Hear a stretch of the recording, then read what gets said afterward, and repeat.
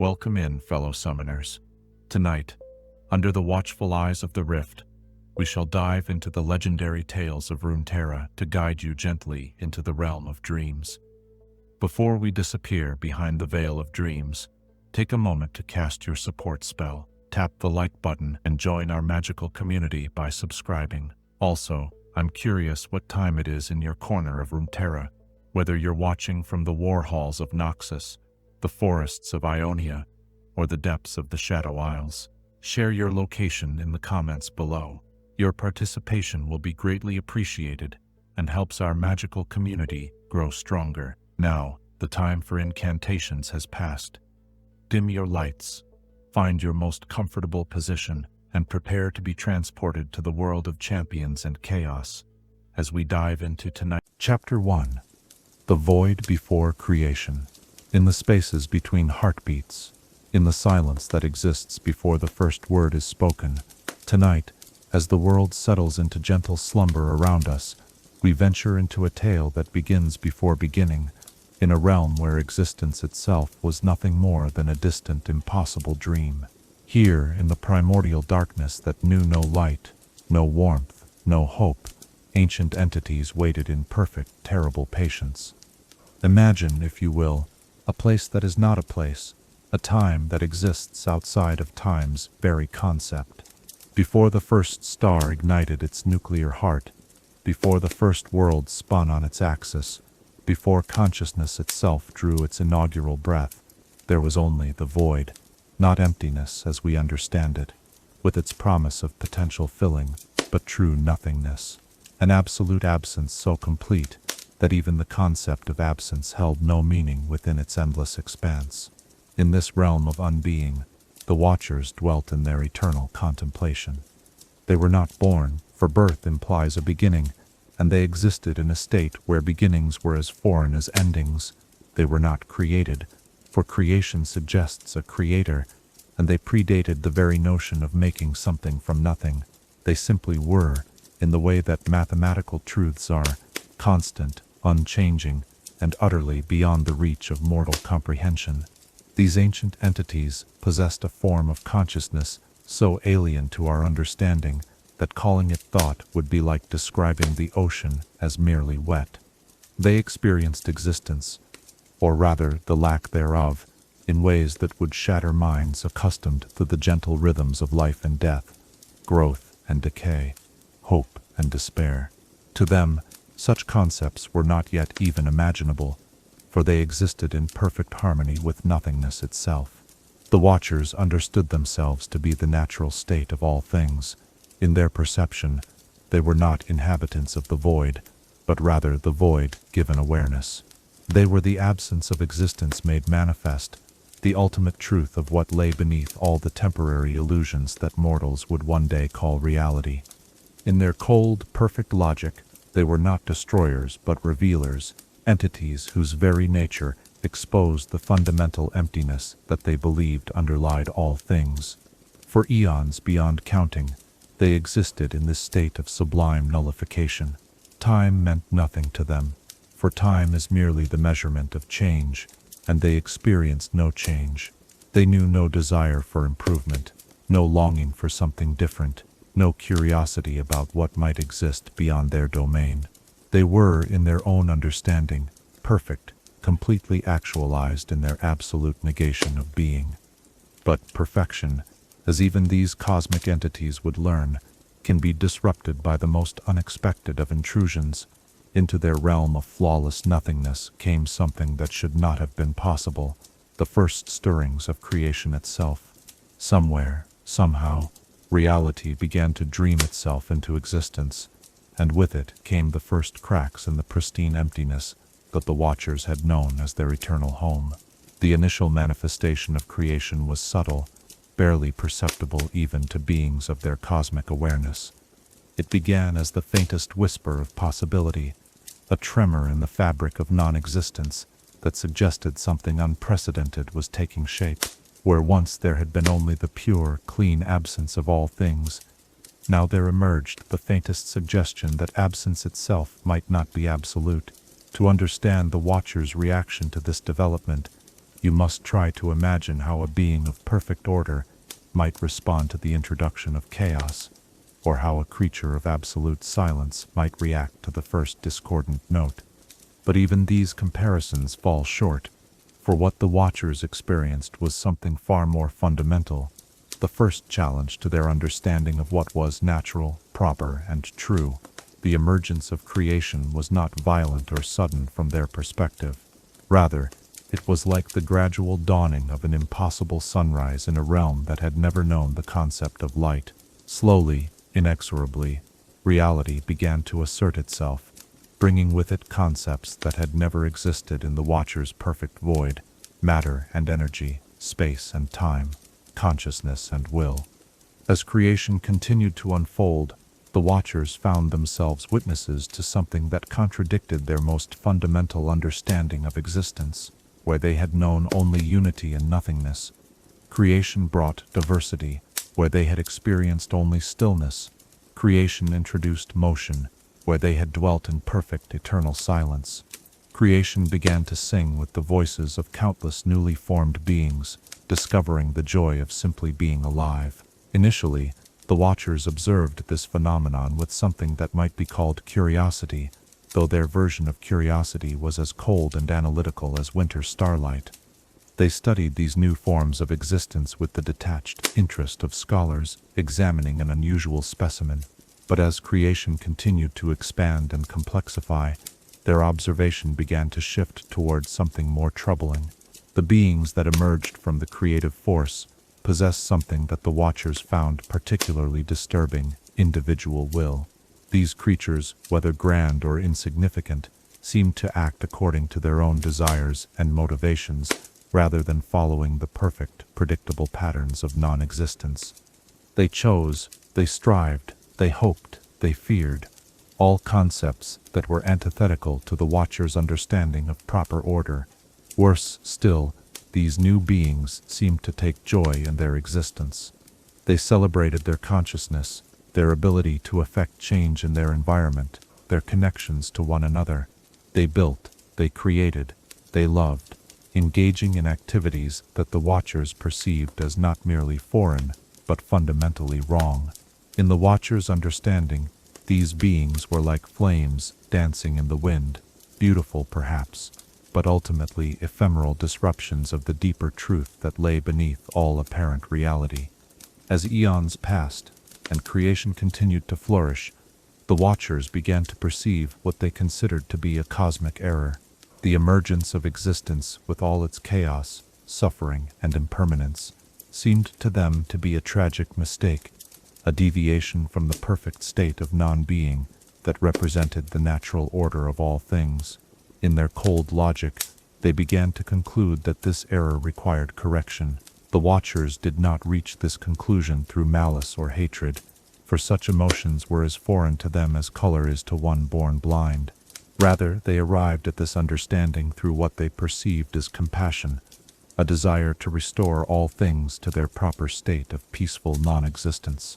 In their view, the beings trapped in the illusion of life were suffering needlessly, struggling against the inevitable return to the void that awaited all things. Thus began their patient observation of creation, watching and waiting for the proper moment to act. They studied the patterns of existence, learning how reality functioned so that they might more effectively return it to its natural state.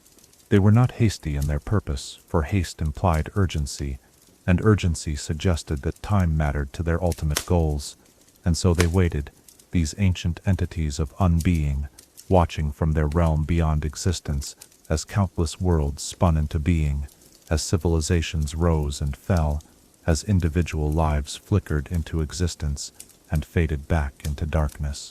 They watched, and they planned, and they prepared for the day when they would fulfill what they saw as their sacred duty, the merciful restoration of all creation to the perfect peace of absolute nothingness. In the darkness between worlds, they continue their eternal vigil even now, patient as the space between stars, inevitable as the end of all stories. They are the Watchers, and they remember what came before the first beginning, what will remain after the final ending, and what lies beneath the temporary dream that we call reality. As we consider these ancient beings and their incomprehensible perspective on existence itself, we might find ourselves wondering, in a universe where consciousness emerged from nothingness, what does it truly mean to be alive, and how do we find meaning in the face of such vast, patient darkness? Chapter 2: The First Breach. Beyond the veil of sleeping consciousness, where dreams touch the edges of waking thought, lies the moment when two impossible realities first encountered one another.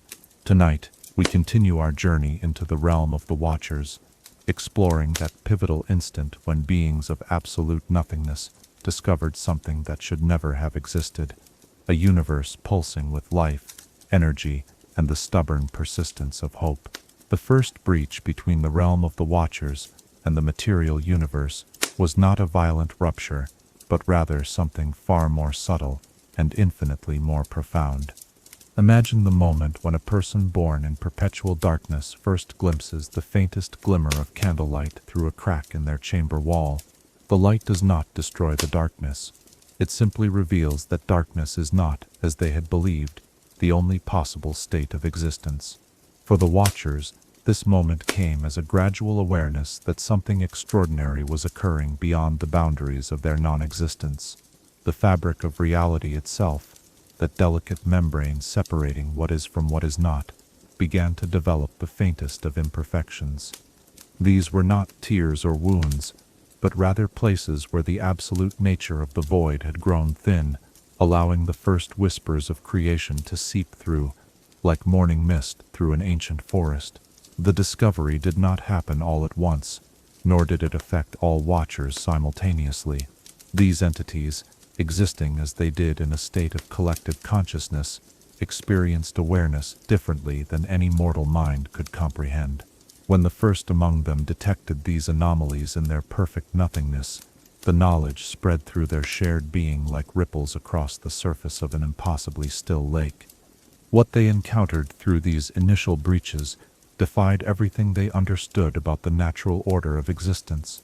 Where they had known only the mathematical purity of absolute zero, no matter, no energy, no time, no space, they now perceived a realm where something not only existed but flourished in its existence.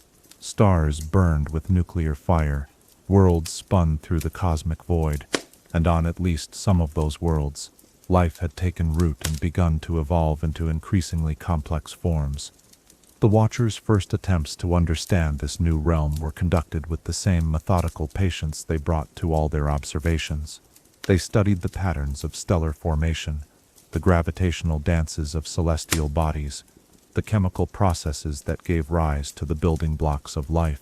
Each phenomenon they observed was catalogued and analyzed with a precision that would have awed the greatest scholars of any mortal civilization. Yet for all their vast intelligence, the Watchers found themselves confronting concepts that seemed to exist in direct opposition to their fundamental nature. Motion, for instance, was something they could observe and measure, but not truly comprehend.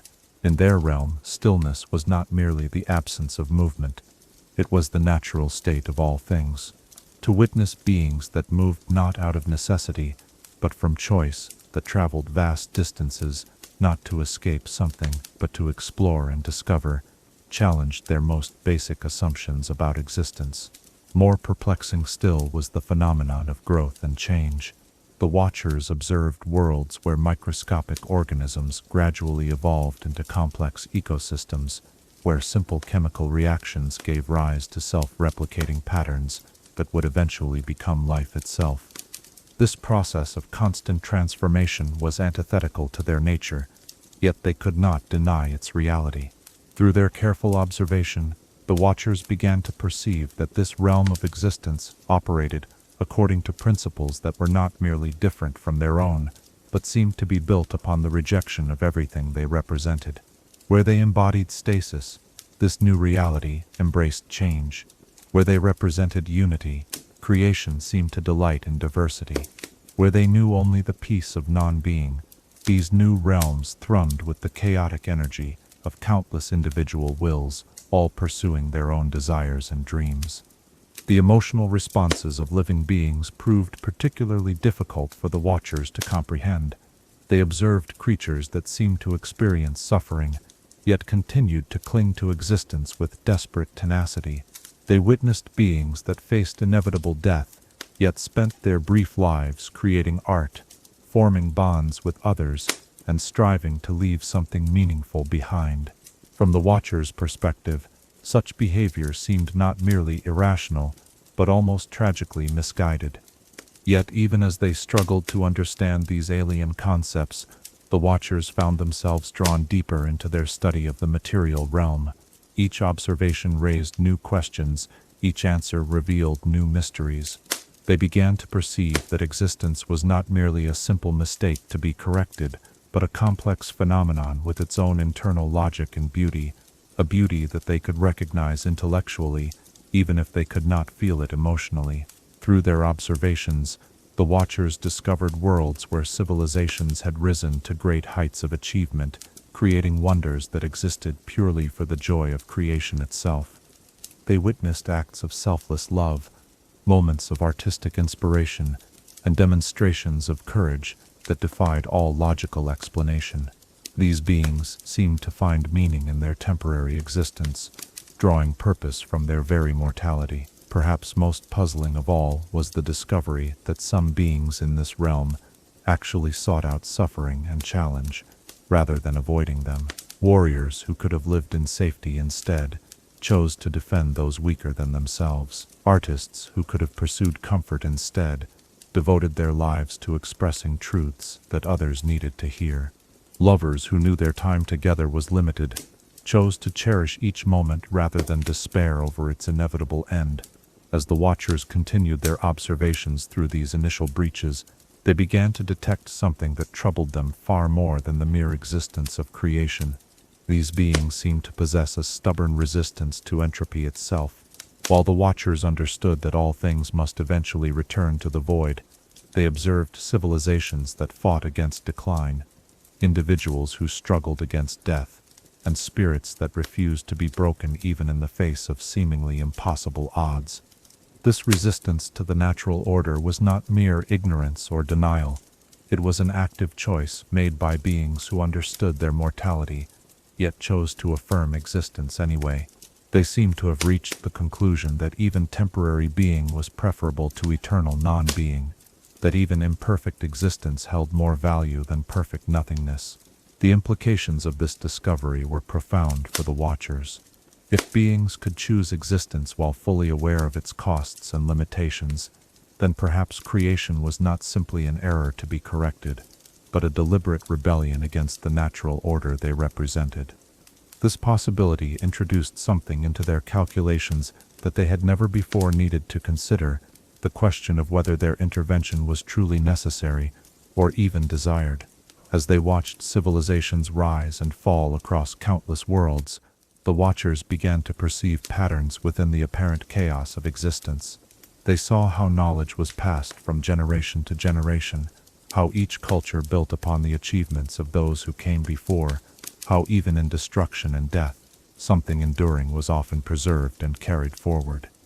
Yet even as they came to appreciate the complexity and beauty of existence, the Watchers remained convinced of their ultimate purpose. In their understanding, all of this struggling and striving, all of this joy and sorrow, all of this magnificent, chaotic diversity was ultimately futile. No matter how beautiful a sunset might be, it would eventually fade. No matter how profound a work of art, it would eventually crumble. No matter how deep a love, it would eventually be separated by death. From their perspective, they were not destroyers but liberators, offering these suffering beings the gift of release from their endless cycle of hope and disappointment. They saw themselves as physicians preparing to cure a cosmic illness, surgeons ready to remove the cancerous growth of existence from the healthy body of the void.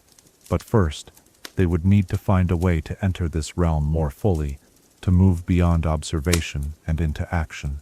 The thin places where reality had grown permeable were not sufficient for their purposes. They would need something more, a true gateway that would allow them to bring their gift of eternal peace to all of creation.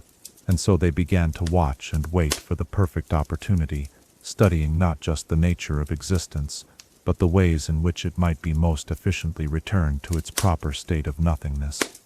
They were patient, for they had all the time in the universe, or rather, all the time outside of it. As we contemplate these first encounters between absolute nothingness and vibrant existence, we might find ourselves wondering, when two fundamentally different ways of being encounter one another, is understanding truly possible, or are some differences so profound that they can only be resolved through the triumph of one over the other? Chapter 3. The Howling Abyss Origins. In the frozen heart of the Freljord, where winter winds carry voices of the ancient past, there exists a wound in the world that has never truly healed. Tonight, as frost patterns trace delicate geometries across window panes, we turn our attention to the creation of the Howling Abyss, that great chasm which became the Watcher's primary gateway between their realm of nothingness and the vibrant world of Runeterra. The story of the Howling Abyss begins not with destruction, but with discovery. In the earliest days of the Freljord, when the land was younger and the ice less bitter, the Watchers found themselves drawn to this particular region by something they had never encountered before, a natural weakness in the fabric of reality itself. Here, in what would become the harshest and most unforgiving landscape on Runeterra, the barriers between existence and non-existence were surprisingly fragile. This weakness was not accidental, nor was it the result of any mortal action. Instead, it was a consequence of the unique magical properties that permeated the Freljord region.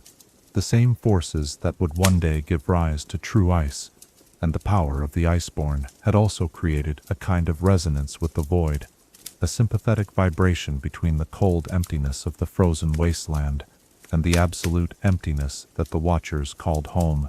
Imagine, if you will, standing at the edge of a frozen lake so still and clear that you cannot tell where the ice ends and the sky begins. The Freljord possessed this same quality of perfect clarity, but applied to the fundamental forces of magic itself. Where other regions of Runeterra thrummed with the chaotic energy of life and growth, the Freljord offered something approaching the pristine purity that the Watchers recognized as natural and proper. The process by which the Howling Abyss came into being was gradual, measured not in days or years but in centuries of patient work. The Watchers did not simply tear open a hole in reality through brute force. Instead, they worked with the delicate precision of master craftsmen, carefully widening the natural weakness they had discovered until it became something far more significant, a true gateway between worlds. Their method was subtle and terrifying in its implications. By focusing their collective will through the thin places in reality, the Watchers began to slowly erode the barriers that separated their realm from Runeterra. They sang to the ice and snow with voices that existed beyond sound, harmonizing with the natural emptiness of the frozen landscape, until that emptiness began to resonate with something far more profound than mere cold. The first visible signs of their work appeared as strange phenomena that the early inhabitants of the Freljord could not explain. Areas of perpetual winter began to appear even in the brief summer months, zones where the cold was so intense that it seemed to leach warmth not just from the air, but from the very concept of warmth itself. Snow that fell in these regions never melted, instead accumulating in patterns that hurt the mind to contemplate directly. As the Watchers continued their patient work, these anomalous areas began to spread and connect, forming a network of supernatural cold that gradually carved channels through the ice and stone. The process was imperceptible from day to day, but over the span of generations, mountains began to crack and shift. Glaciers flowed in impossible directions, and the very landscape began to reshape itself according to geometries that had never existed in the natural world. The creatures of the Freljord were among the first to sense that something fundamental was changing in their homeland. The great woolly rhinos that roamed the tundra began to avoid certain areas without apparent reason. The frost eagles that normally soared fearlessly through the harshest blizzards refused to fly over regions where the cold had taken on an unnatural quality. Even the hardy Freljordian tribes began to speak in hushed tones of places where the ice sang with voices that belonged to no living thing. But the Watchers' work was not without its challenges. The very forces that made the Freljord susceptible to their influence also resisted their attempts to fully bridge the gap between worlds. The magic that flowed through the region was ancient and primal, connected to concepts of endurance, survival, and the stubborn persistence of life even in the harshest conditions. This magic pushed back against the Watchers' attempts to create a permanent gateway, like immune system responding to an infection. For centuries, the struggle continued in forms too subtle for mortal observation. The Watchers would make progress, widening their access to the material realm, only to find their efforts partially undone by the natural resilience of Runeterra's magical ecosystem. They learned patience beyond even their usual patience, understanding that their goal would require not just force, but a fundamental change in the nature of the region itself. The breakthrough came when the Watchers realized they needed allies, beings who already existed within the material realm and could work from the inside to weaken the barriers they sought to breach. They began to listen more carefully to the thoughts and dreams of the mortals who lived in the Freljord, seeking individuals who might be susceptible to their influence. What they discovered was a land torn by constant warfare, where survival often depended on making difficult choices and embracing harsh realities. The people of the Freljord understood suffering, endurance, and the sometimes necessary cruelty of winter. In many ways, their worldview was more compatible with the Watchers' perspective than the inhabitants of warmer, more forgiving lands. Among these hardy people, the Watchers identified those who possessed both the strength of will necessary to serve their purposes and the desperation that might make them willing to accept help from sources they did not fully understand. They watched and waited for the perfect moment to make contact, observing the complex tribal politics and ancient rivalries that shaped Freljordian society. The formation of the actual Howling Abyss began in earnest when the Watchers finally found the allies they needed. Working in concert with mortals who had been granted a fraction of their power, they began the final phase of their great work. The process was neither quick nor simple, requiring a combination of supernatural force, mortal will, and the unique magical properties of the Freljord itself. The creation of the chasm was accomplished through a technique that can only be described as controlled catastrophe. Rather than simply carving or blasting their way through the ice and stone, the Watchers and their mortal allies worked to convince the landscape itself that it wanted to be shaped in this new way. They sang to the ancient ice, whispered to the bedrock, and gradually convinced the very atoms of matter that emptiness was preferable to substance. The process began at what would become the deepest point of the abyss and spread outward like cracks in a frozen pond. The ice did not melt or break, it simply ceased to insist on existing. Stone flowed like water, following new channels carved, not by erosion but by the fundamental alteration of its relationship with reality itself. The mountains rearranged themselves according to new principles, creating a geography that had never existed before and would never naturally exist again. As the great chasm took shape, it began to exhibit properties that marked it as something far more than a simple geographical feature. The air within the abyss carried sounds that seemed to come from everywhere and nowhere, voices that spoke in languages that predated the development of mortal speech. The ice that lined its walls reflected images that did not correspond to anything in the visible world, showing glimpses of the realm beyond existence that the Watchers called home. The cold that emanated from the Howling Abyss was unlike any natural cold. It was not simply the absence of heat, but the presence of something actively opposed to warmth, to life, to the very concept of existence itself. This supernatural chill spread outward from the chasm like an infection, creating zones of perpetual winter that expanded and contracted according to rhythms that no mortal could predict or understand. Most significantly, the completed Howling Abyss served as more than just a gateway. It became a kind of anchor point that allowed the Watchers to maintain a permanent presence in the material realm. Through this great wound in the world, they could extend their influence far beyond the Freljord, reaching out to touch the dreams and thoughts of mortals across all of Runeterra. The completion of their great work filled the Watchers with something that might have been satisfaction if they were capable of such emotions. They had successfully established a foothold in the material realm, a place from which they could begin the patient work of returning all existence to its proper state of nothingness. The howling abyss stood as proof that their goals were not merely theoretical. They could be achieved through sufficient patience and the right allies. Yet even in their triumph, the Watchers understood that the creation of the abyss was only the beginning of their work. They had opened a door between worlds, but the task of actually ending existence would require far more than a simple gateway. They would need servants, followers, and champions, willing to carry their message of merciful annihilation to every corner of Runeterra. And so the Howling Abyss stands to this day, a testament to the Watchers' patient work, and a reminder that some wounds in the world run deeper than flesh or stone.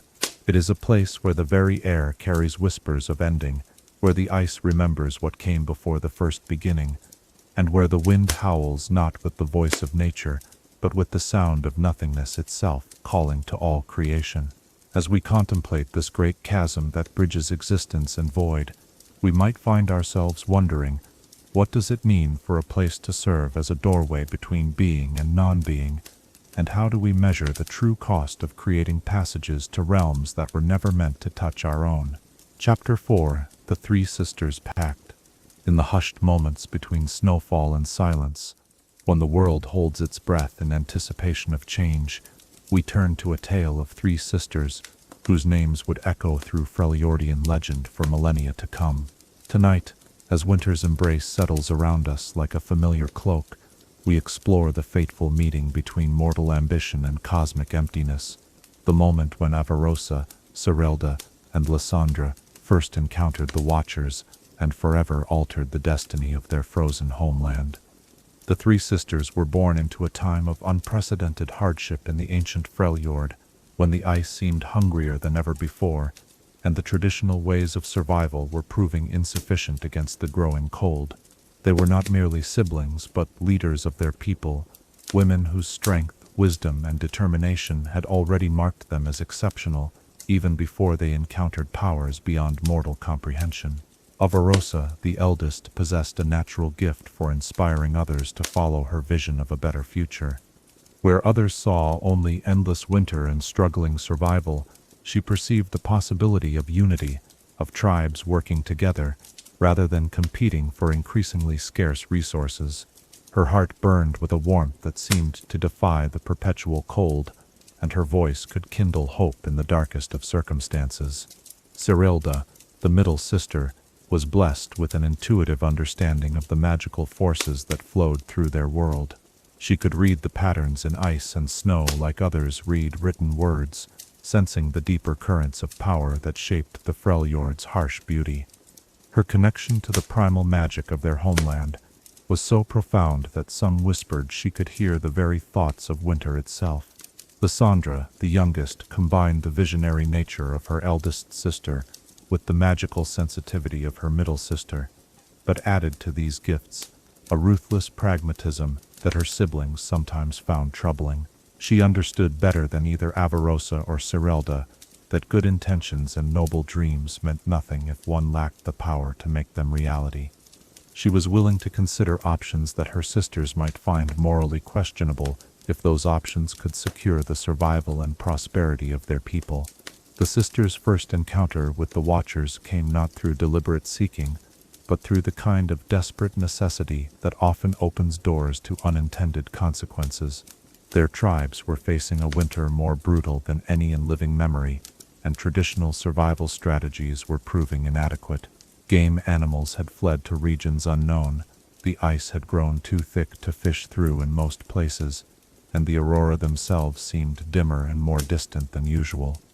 It was during this crisis that Lissandra, while leading a scouting party to search for new hunting grounds, first heard the voices that spoke from beyond the howling abyss. At first she thought the sounds were simply wind howling through the great chasm's unusual formations, but as she listened more carefully, she began to discern patterns within the apparent randomness, rhythms that seemed almost like speech, if speech could exist without words. The voices called to something deep within Lissandra's mind, speaking to her fears for her people's survival and her frustration with the limitations that bound her to watch helplessly as those she loved suffered and died.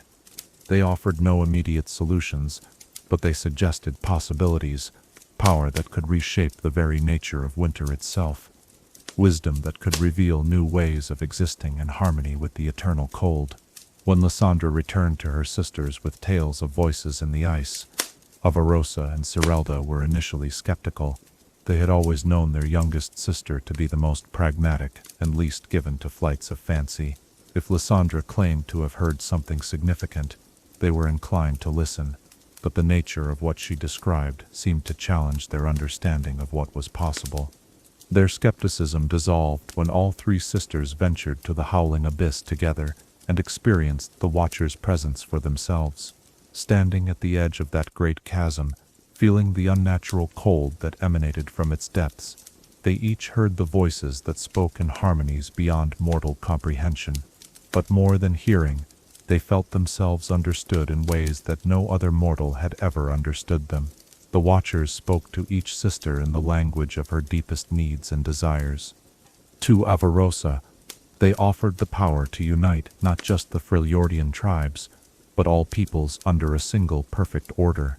To Cirelda, they revealed secrets of magic that could transform her understanding of reality itself.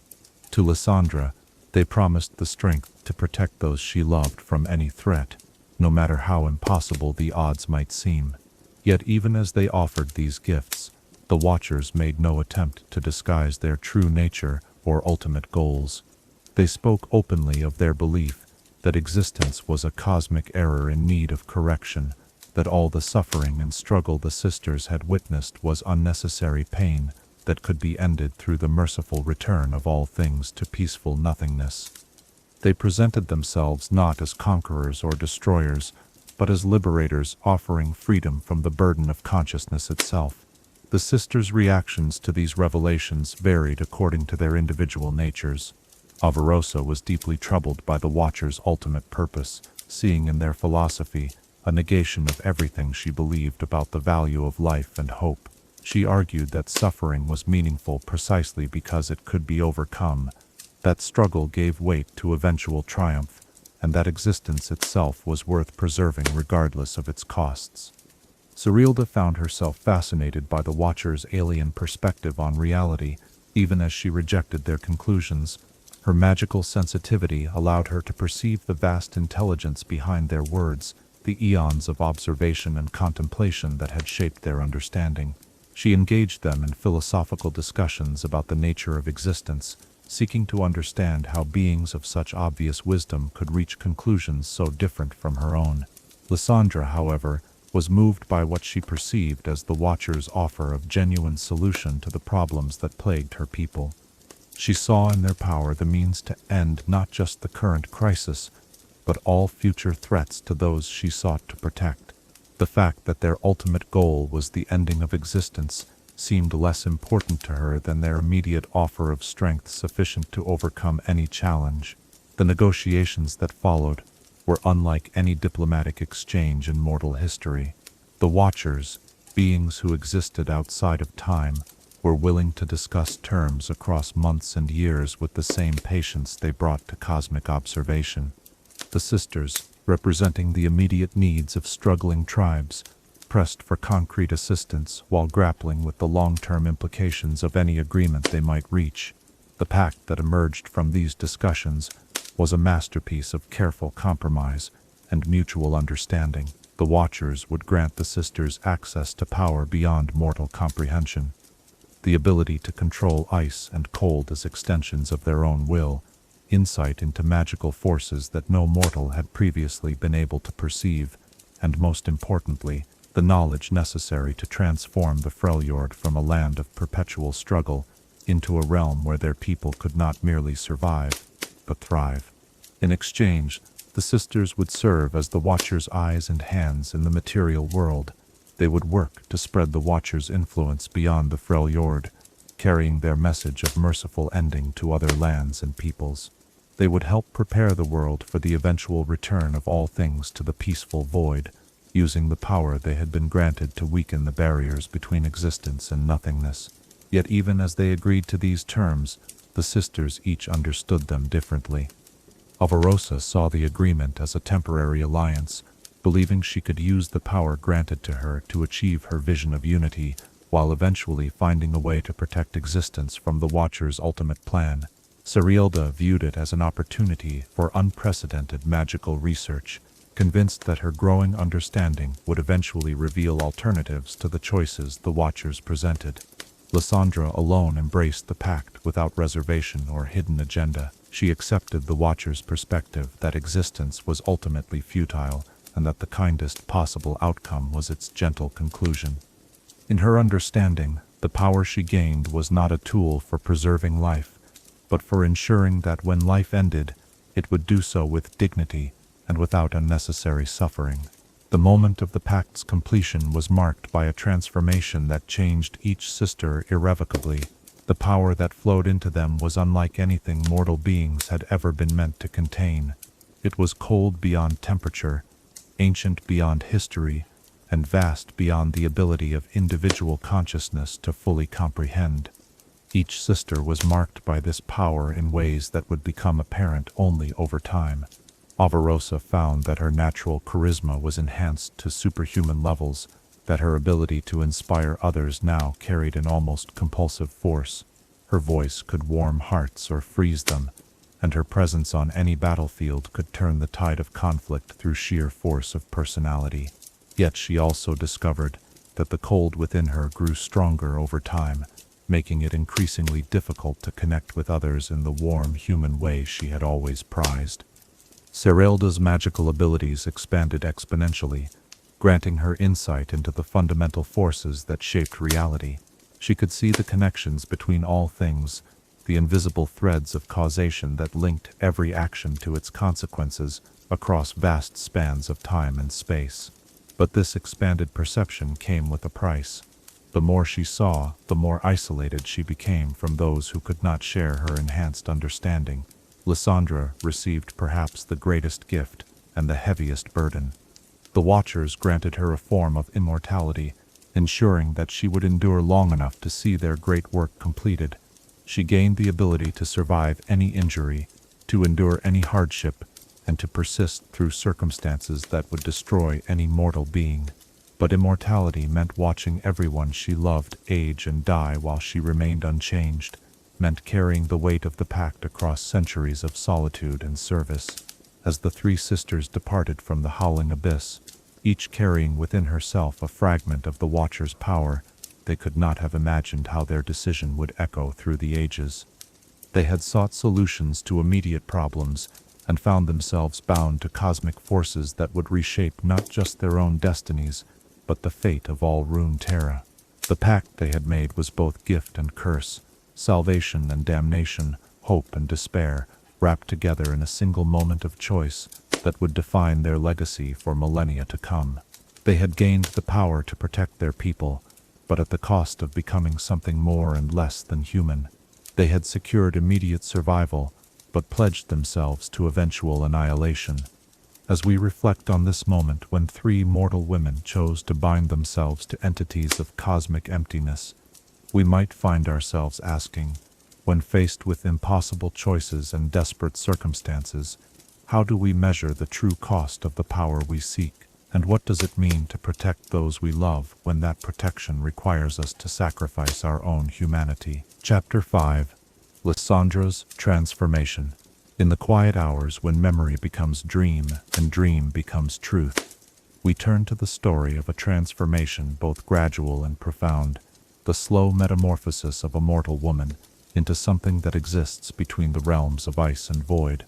Tonight, as shadows lengthen and the familiar world grows strange, we follow Lissandra's journey from passionate protector to the Ice Witch, servant of entities that exist beyond the boundaries of life itself. The changes in Lissandra did not begin dramatically. In the days immediately following the pact with the Watchers, she appeared much as she always had, a formidable woman with the keen intelligence and fierce determination that had made her a natural leader among her people. But those who knew her best began to notice subtle differences, small alterations in behavior and perspective that hinted at deeper transformations occurring beneath the surface. The first sign was in her eyes. Where once they had held the warm light of human compassion, there now flickered something colder and more distant, not cruel, but removed from the immediate concerns that motivated ordinary mortals. When she looked at her followers, her gaze seemed to penetrate beyond their surface fears and hopes to perceive something fundamental about their nature that they themselves did not understand. Lissandra's connection to the Watchers deepened with each passing day, facilitated by the fragment of their essence that now resided within her transformed being. Through this connection, she began to perceive the world through perspectives that no mortal mind had ever been meant to contain. She saw time not as a river flowing forward, but as a vast landscape that could be observed from great heights. She understood space not as distances to be traveled, but as an arbitrary separation between points that need not exist if one possessed sufficient will to deny its reality. These expanded perceptions brought with them a gradual shift in her fundamental understanding of existence itself. The struggles that had once seemed monumentally important, tribal conflicts, resource disputes, the daily challenges of survival in the harsh Freljord, began to appear increasingly trivial when viewed against the cosmic scope of the Watcher's perspective. She still cared about her people's welfare, but her definition of what constituted their true welfare was slowly changing. The physical transformation came more gradually than the mental and spiritual changes, manifesting first as an increased tolerance for cold that gradually became an actual affinity for it. Lissandra found that she no longer needed to wear the heavy furs and multiple layers that protected others from the Freljord's bitter winds.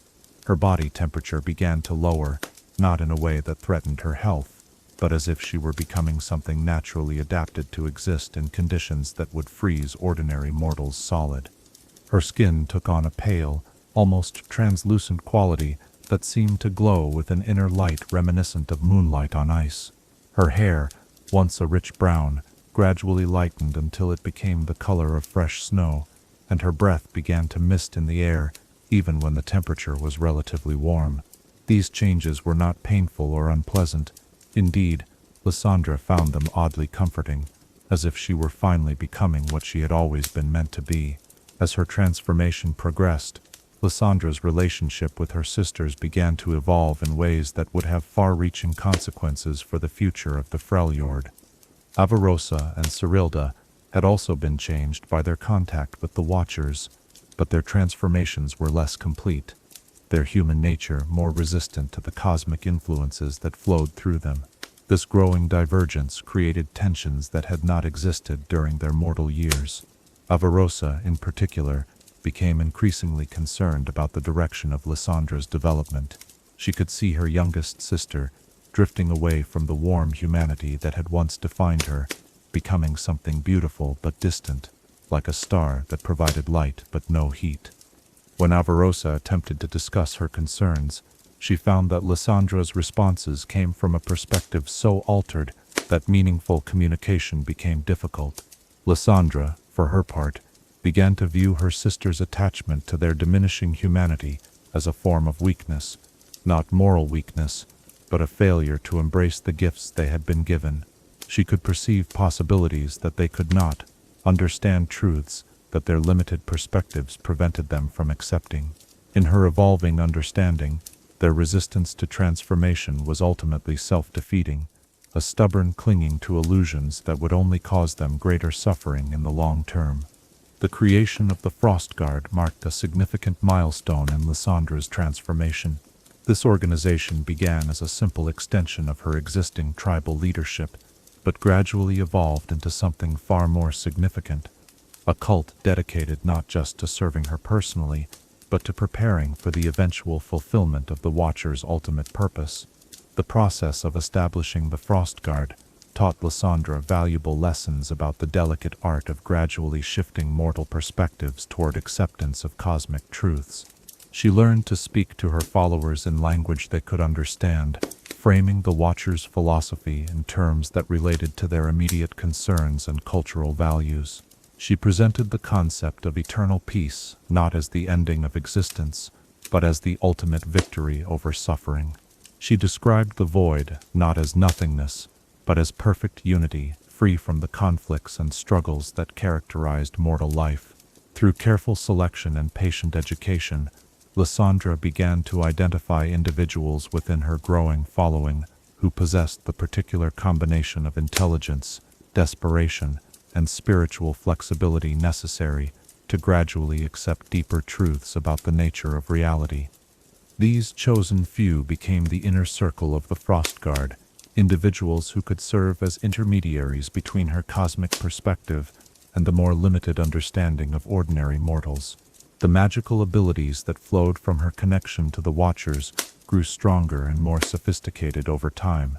Lissandra discovered that she could create ice that was harder than steel, colder than the spaces between stars, and more enduring than mountain stone. She learned to shape this supernatural ice into weapons, armor, and architectural structures that defied conventional understanding of what frozen water could accomplish. More significantly, she developed the ability to preserve things in ice in ways that went far beyond simple freezing. She could suspend not just biological processes, but time itself within her crystalline constructions. Memories could be stored in ice, emotions could be frozen at their peak intensity, and even abstract concepts could be given physical form through her supernatural craftsmanship. This power of preservation became central to Lissandra's evolving understanding of her role in the Watcher's plan. She began to see herself not as a destroyer, but as a curator, someone responsible for collecting and maintaining the best aspects of existence so that they could be properly appreciated before being gently returned to the void. In her ice vaults, she preserved examples of mortal art, philosophy, and achievement that she deemed worthy of eternal remembrance. Yet even as her powers grew, and her understanding deepened, Lissandra found herself grappling with aspects of the transformation that were more difficult to accept. The immortality granted by her pact with the Watchers meant that she had to watch as her mortal followers aged and died while she remained unchanged. Each loss reinforced her growing conviction that attachment to individual lives was ultimately futile, but it also created a profound isolation that no amount of cosmic understanding could completely ameliorate. The psychological burden of her expanding awareness was perhaps the most challenging aspect of her transformation. As her perception grew to encompass longer spans of time and larger scales of existence, the immediate concerns of daily life became increasingly difficult to relate to. She found herself struggling to remember why things that seemed monumentally important to others mattered at all when viewed against the backdrop of cosmic truth. This emotional distance was not cruelty. Indeed, Lissandra retained a deep compassion for mortal suffering, but her compassion had evolved beyond human understanding, becoming something closer to the detached benevolence of a physician who must cause temporary pain to cure a deeper illness. She genuinely believed that her service to the Watchers was the greatest act of love possible, offering all conscious beings release from the burden of existence itself. As decades passed, and then centuries, Lissandra's transformation continued to deepen and evolve. She learned to exist partially outside of normal time, allowing her to perceive past and future with nearly equal clarity. She developed the ability to communicate directly with the Watchers, without the need for physical proximity to the Howling abyss, carrying on continuous conversations with entities that existed beyond the boundaries of the material realm. The cumulative effect of these changes was to create a being that was neither fully mortal nor completely alien, something that bridged the gap between human understanding and cosmic truth. Lissandra retained enough of her original personality to relate to mortal concerns, but possessed sufficient transformation to serve as an effective agent of the Watcher's will. She became the perfect intermediary between two fundamentally incompatible ways of existing. Perhaps most significantly, Lissandra's transformation taught her patience that rivaled that of the Watchers themselves. She learned to think in terms of centuries and millennia rather than years and decades, to plan for outcomes that might not manifest for generations, and to accept temporary setbacks as merely brief delays in an ultimately inevitable process. This expanded temporal perspective allowed her to work with a subtlety and long-term vision that would have been impossible for any mortal agent. She could invest decades in cultivating a single influential follower, spend centuries laying the groundwork for a particular political development, or wait patiently for exactly the right moment to reveal previously hidden truths to those she deemed ready to receive them. By the time her transformation reached its current state, Lissandra had become something unique in the history of Runeterra, a mortal who had voluntarily evolved beyond mortality while retaining enough humanity to serve as a bridge between worlds. She was the Ice Witch, devoted servant of the Watchers, curator of existence's final chapter, and perhaps the loneliest being in all of creation. Yet even in her isolation, even in her transformed state, something essential of her original self remained. Deep within the crystalline perfection of her enhanced being, the woman who had once been willing to sacrifice everything to protect those she loved continued to exist, still motivated by the same fundamental compassion that had originally led her to the Howling Abyss. As we contemplate this gradual transformation from mortal woman to cosmic agent, we might find ourselves wondering, what remains of our essential self when we willingly surrender our humanity for the power to reshape the world? And is it possible to serve a cause so vast that individual identity becomes merely another tool in service of a greater purpose? Chapter 6. The Frozen Thralls. In the depths of winter's longest night, when frost claims dominion over the living world, we turn our attention to those who serve beyond death's cold embrace. Tonight, as silence settles like fresh snowfall over the realm of dreams, we explore the creation of the Frozen Thralls, those unfortunate souls who became the Watcher's undead servants, spreading their influence through the Freljord like an infection of ice and despair. The concept of the Frozen Thralls emerged from Lissandra's growing understanding of the practical challenges involved in serving entities that existed beyond the material realm. The Watchers, for all their cosmic wisdom and vast power, were fundamentally limited in their ability to directly interact with the physical world. They needed agents who could move freely through mortal society, who could work openly during daylight hours, and who could be trusted to carry out complex tasks without requiring constant supervision. Living servants, no matter how devoted, presented inherent limitations. They aged, they questioned orders that seemed unreasonable, they formed emotional attachments that could compromise their loyalty, and most problematically, they eventually died, taking with them years of careful training and accumulated knowledge. What Lissandra needed was a form of servant that could combine human intelligence and adaptability with the reliability and permanence of unliving matter. The solution came to her through careful study of the power that flowed from her connection to the Watchers.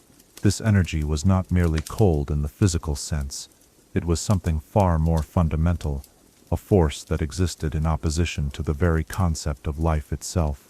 When properly channeled, it could arrest not just biological processes, but the spiritual transition that normally accompanied death, creating a state of existence that was neither fully alive nor completely dead. The first frozen thrall was created almost by accident, during one of Lissandra's early experiments with the preservation properties of her supernatural ice. A loyal follower had been mortally wounded in a skirmish with rival tribesmen, and rather than allow him to die, she attempted to freeze him in a state of suspended animation until she could find a way to heal his injuries. What emerged from her crystalline cocoon was something that had never before existed in the natural world. The being that awakened retained all of his memories, his personality, and his devotion to Lissandra's cause. But the warmth of life had left him, replaced by something that was both less and more than human consciousness. He felt no pain from his wounds, no fatigue from exertion, no hunger or thirst, or any of the other needs that had once governed his existence. Most significantly, he experienced no doubt or questioning of the purposes he was meant to serve. His will had been frozen at the moment of absolute loyalty. This first success led Lissandra to refine her technique, learning to create frozen thralls, deliberately rather than as desperate attempts at preservation. The process required careful timing and precise application of her powers. The subject had to be caught at the exact moment between life and death, when the soul was beginning its journey to whatever realm awaited beyond mortal existence. At that crucial instant, Lissandra's ice could intervene, creating a crystalline matrix that held both body and spirit in perfect stasis. The creation of each new thrall was a deeply personal act for Lissandra, requiring her to intimately understand the individual she was transforming. She had to know their fears, their hopes, their deepest motivations, and their strongest memories. Only by grasping the essential nature of who they were could she freeze them in a state that preserved their useful qualities while eliminating the inconvenient aspects of mortal consciousness. Not every attempt at creating a frozen thrall was successful. Some subjects proved psychologically incompatible with the transformation, their minds shattering under the stress of existing between life and death. Others retained too much of their living consciousness, becoming tormented beings caught between their former humanity and their new nature. Still others lost so much of their original personality that they became little more than animated corpses, useful as laborers, but lacking the intelligence necessary for complex tasks. Through trial and careful observation, Lissandra learned to identify the characteristics that made an individual suitable for transformation into a frozen thrall. The best candidates were those who had already demonstrated absolute loyalty to her cause, who possessed strong wills and clear purposes, and who had experienced enough hardship in life to view their transformation as liberation rather than imprisonment. The most successful frozen thralls were often created from her most devoted followers, individuals who volunteered for the transformation, understanding its nature and accepting it as the ultimate expression of their service. These willing subjects retained more of their original personality and intelligence than those who were transformed without consent, creating servants who could be trusted with complex missions and delicate negotiations. As her mastery of the transformation process grew, Lissandra began to experiment with different variations of the basic technique. Some thralls were created with enhanced physical capabilities. Their frozen forms granted strength and endurance far beyond mortal limits. Others were imbued with fragments of her own magical power, becoming conduits through which she could extend her influence across vast distances. The most sophisticated frozen thralls were those granted a measure of independence and decision-making ability. These elite servants could operate for months or even years without direct supervision, carrying out complex long-term plans and adapting to changing circumstances, while remaining absolutely loyal to their creator's ultimate purposes. They became Lissandra's eyes and hands throughout the Freljord, establishing networks of influence that extended far beyond her direct reach. The psychological experience of existence as a frozen thrall was something that living beings could barely comprehend. These transformed servants retained their memories and personalities, but experienced them through the filter of their crystalline nature. Emotions became distant echoes of their former intensity. Pleasant memories were preserved, like artifacts in ice, and painful experiences lost their ability to cause actual suffering. For many thralls, this emotional distance was experienced as a form of peace. The fears, doubts, and anxieties that had plagued their mortal existence simply no longer affected them. They could remember being afraid, but the feeling itself had been frozen out of their transformed consciousness. They retained love and loyalty, but these emotions became pure and uncomplicated, uncontaminated by the selfish concerns that often motivated the living. The network of frozen thralls that spread throughout the Freljord created an intelligence and communication system unlike anything that had existed before. Each thrall maintained a subtle connection to Lissandra through the ice that preserved their existence, allowing for near instantaneous communication across vast distances. Information gathered by scouts in the far reaches of the frozen wasteland could be transmitted to Lissandra's stronghold within hours, and her commands could be relayed to agents throughout her territory with perfect clarity and accuracy. This network proved invaluable in Lissandra's efforts to monitor and influence the complex tribal politics of the Freljord. Her thralls could infiltrate rival communities, gather intelligence on potential threats, and slowly work to turn local populations toward acceptance of her philosophy.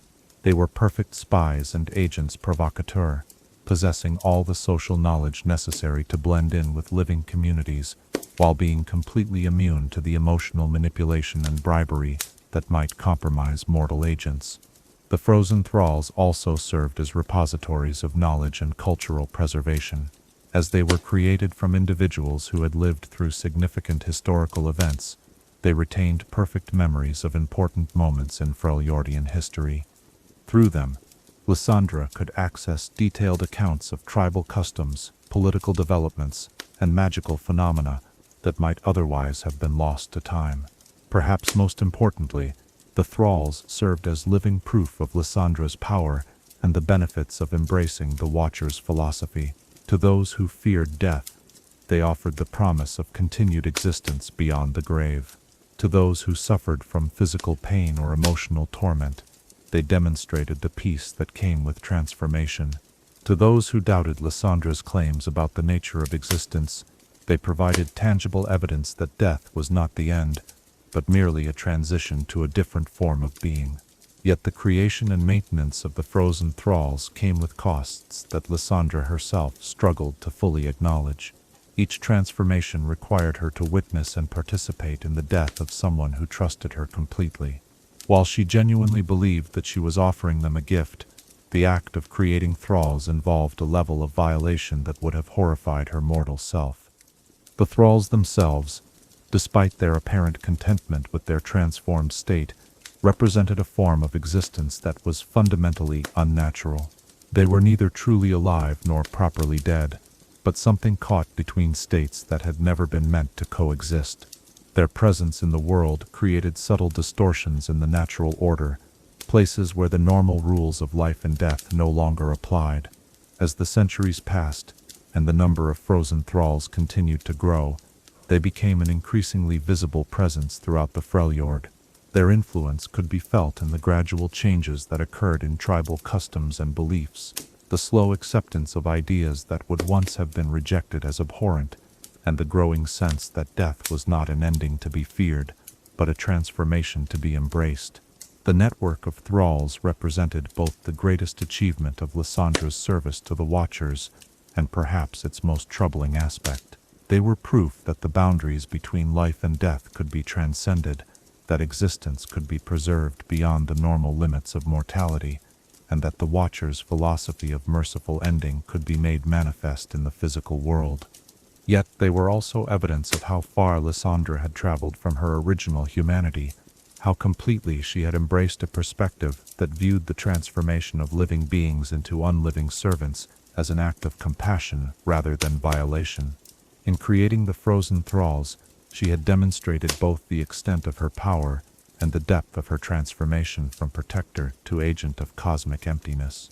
As we contemplate these servants who exist between life and death, preserved in CR, crystalline perfection yet forever denied the warmth of truly living breath, we might find ourselves asking, what does it mean to offer immortality at the cost of humanity? And how do we measure the value of existence when that existence has been stripped of everything that makes it recognizably alive? Chapter 7. The Ancient War.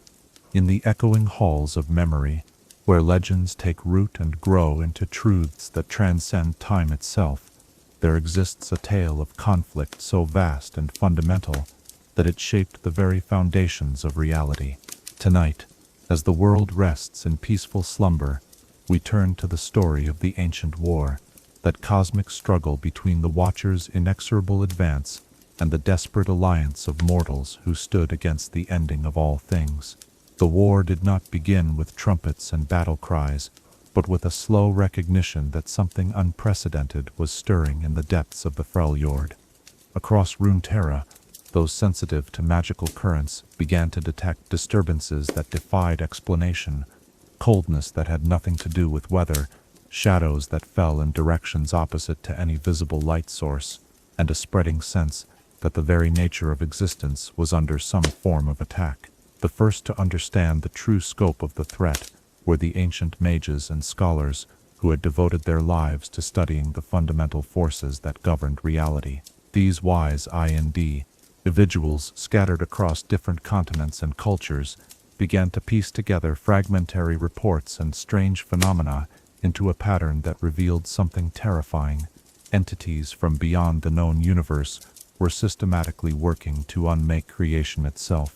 Among the earliest to recognize the danger was a coalition of Targonian aspects who perceived the Watchers' influence as a distortion in the celestial harmonies they were sworn to protect. These cosmic entities, accustomed to operating on scales that dwarfed mortal concerns, found themselves facing opponents whose perspective was even more vast and alien than their own. The aspects understood that this conflict would require unprecedented cooperation between celestial and mortal forces. In the ancient empire of Shurima, priest astronomers monitoring the movements of stars began to notice irregularities that suggested fundamental alterations in the structure of space itself. The god warriors of that era, beings of immense power who served as intermediaries between mortal and divine realms, felt tremors in the magical forces that sustained their existence. Even the mighty ascended, those champions who had transcended mortal limitations, found their enhanced perceptions troubled by visions of encroaching emptiness. The scattered tribes and early civilizations of Runeterra initially responded to these omens with the typical mixture of fear, denial, and desperate hope that perhaps the threat would prove to be temporary or localized. But as reports continued to accumulate from across the known world, it became clear that no region would remain untouched by whatever was emerging from the frozen north. The revelation of the Watcher's true nature came through a series of encounters that left no doubt about the cosmic scale of the threat facing all existence. Expeditionary forces sent to investigate the strange phenomena in the Freljord returned with tales of ice that consumed warmth itself, of voices that spoke in harmonies that predated language, and of entities whose very presence seemed to negate the fundamental assumptions upon which reality was built. More disturbing still were the reports of mortals who had been transformed by contact with these entities, not killed or corrupted in ways that might be healed, but fundamentally altered into something that existed between life and death, between being and non-being. These frozen thralls served as living proof that the threat from the north was not merely destructive, but transformative in ways that challenged the basic categories through which mortals understood existence. The formation of the Great Alliance against the Watchers required overcoming centuries of mistrust, cultural differences, and competing territorial claims. Nations that had viewed each other as eternal enemies found themselves forced to cooperate in the face of a threat that would render all their previous conflicts meaningless. The process of building this coalition was itself a monumental achievement, requiring diplomatic skills, magical communication across vast distances, and a shared recognition that survival required unprecedented unity. The Dalmatians of that ancient era contributed their knowledge of petricite and anti-magic defenses, understanding that the Watcher's power operated through principles that might be countered by materials that absorbed and neutralized magical energy. The early Noxians provided tactical expertise and the organizational skills necessary to coordinate military efforts across multiple fronts. From Ionia came spiritual warriors who understood the connection between consciousness and reality, offering insights into how the Watcher's assault on existence might be resisted through sheer force of will. Perhaps most crucial to the Alliance's eventual success was the participation of beings who existed at the intersection of mortal and cosmic scales. The aspects of Targon, the proto-ascended of Shurima, and individual champions who had achieved legendary status through extraordinary deeds. These beings possessed both the power necessary to confront entities of the Watcher's magnitude and sufficient connection to mortal concerns to understand what was at stake in the conflict. The strategies developed to combat the Watchers required thinking on scales that had never before been necessary in mortal warfare. Traditional military tactics proved useless against enemies who could simply convince matter that it preferred not to exist. Conventional weapons had no effect on beings who existed partially outside the physical realm. Even magical attacks often proved counterproductive, as the Watchers could sometimes turn such energies to their own purposes. The breakthrough came through understanding that the Watchers' greatest strength, their fundamental alienation from existence, was also a potential weakness. They were so thoroughly committed to the principle of non-being that they had difficulty adapting to truly unexpected forms of resistance. Their logical, methodical approach to unmaking reality could be disrupted by responses that embraced chaos, creativity, and the stubborn irrationality that characterized much of mortal behavior. The Alliance learned to fight the Watchers not through direct confrontation, but through aggressive affirmation of existence itself. Warriors sang battle songs that celebrated the joy of being alive while charging into combat. Mages channeled spells that created rather than destroyed, filling regions of spreading void with sudden explosions of vibrant life. Artists created works of such beauty and emotional intensity that they served as anchors for reality itself, points of meaning that the Watchers found difficult to unmake. The most effective weapons against the Watchers proved to be those that embodied the messy, complicated, contradictory nature of mortal existence. Heroes who fought not for logical reasons, but out of love for specific individuals. Strategies that succeeded through improvisation rather than careful planning. Magical workings that drew their power from hope, desperation, and the stubborn refusal to accept defeat even when victory seemed impossible. The war's turning point came not through a single decisive battle, but through a gradual recognition by both sides that the conflict had reached a kind of stalemate. The Watchers possessed the power to unmake large portions of reality, but their methodical approach made them vulnerable to the creative chaos that mortals brought to every encounter. The Alliance had learned to resist the Watchers' advance, but lacked the concentrated power necessary to drive them back to their realm beyond existence. It was during this period of strategic deadlock that the most significant sacrifices of the war were made. Understanding that conventional victory was impossible, some of the Alliance's greatest heroes chose to bind themselves directly to the Watcher's essence, using their own life force and spiritual energy to create barriers that would prevent further incursions into the material realm. These heroes, whose names have been lost to time, but whose sacrifice echoes through every moment of continued existence, willingly embraced a form of eternal vigilance that trapped them in a state between life and death, between being and void. They became living seals, conscious barriers, whose continued existence prevented the Watchers from fully entering the material realm. The magical workings that created these barriers required not just the sacrifice of individual lives, but the combined efforts of every major magical tradition represented in the Alliance. Targonian aspects provided cosmic perspective and stellar energies. Shuriman god warriors offered their connection to the fundamental forces that governed matter and energy. Damatian anti-magic specialists contributed their understanding of how magical forces could be contained and redirected. The creation of the seals was accomplished through a ritual so complex and demanding that it could never be repeated. It required perfect synchronization between hundreds of participants across multiple continents, precise timing that accounted for astronomical alignments that occurred only once in millennia, and the voluntary sacrifice of knowledge and power that represented centuries of accumulated wisdom. When the great working was completed, the Watchers found themselves contained but not destroyed, held in a state of enforced dormancy that prevented them from completing their work of unmaking reality. The heroes who had become living seals remained conscious but isolated, forever vigilant against any sign that the ancient enemies might be stirring toward wakefulness. The aftermath of the ancient war left Runeterra forever changed. The knowledge of how close existence had come to ending created a shared understanding among all civilizations that some threats transcended local concerns and required global cooperation to address. The sacrifice of the heroes who became living seals established a tradition of individuals accepting terrible burdens for the sake of protecting others. Perhaps most significantly, the war demonstrated that existence itself was not inevitable or naturally stable, but something that required active effort to maintain.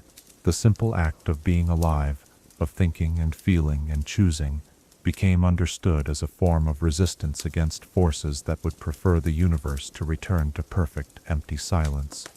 The magical and technological innovations developed during the war continued to influence Runeterra's development for millennia afterward. The techniques for detecting and countering void-based threats became the foundation for many defensive magical traditions. The organizational structures created to coordinate the Alliance evolved into diplomatic frameworks that prevented countless smaller conflicts. Yet even in victory, the Alliance's leaders understood that they had achieved only a temporary reprieve. The Watchers remained, held in check but not eliminated, waiting with the patience of entities for whom time held no meaning. The seals that contained them were strong, but not necessarily permanent, and the knowledge of how to maintain them was gradually being lost as the heroes who created them passed beyond mortal memory. As the centuries passed and the immediate threat receded, the ancient war began to fade from active memory into legend, then from legend into myth. Future generations would face the challenge of maintaining vigilance against a threat they had never directly experienced, preserving ancient warnings about enemies whose very nature made them difficult to believe in or understand. As we reflect on this cosmic conflict between existence and void, between the stubborn persistence of life and the patient logic of entropy, we might find ourselves wondering, what does it truly cost to preserve the world we know, and how do we maintain eternal vigilance against threats so vast that our minds can barely comprehend their scope? Chapter 8. The Great Sealing. In the sacred moments between breath and stillness, when intention crystallizes into action that will echo through eternity, we arrive at the most paradoxical chapter of our tale.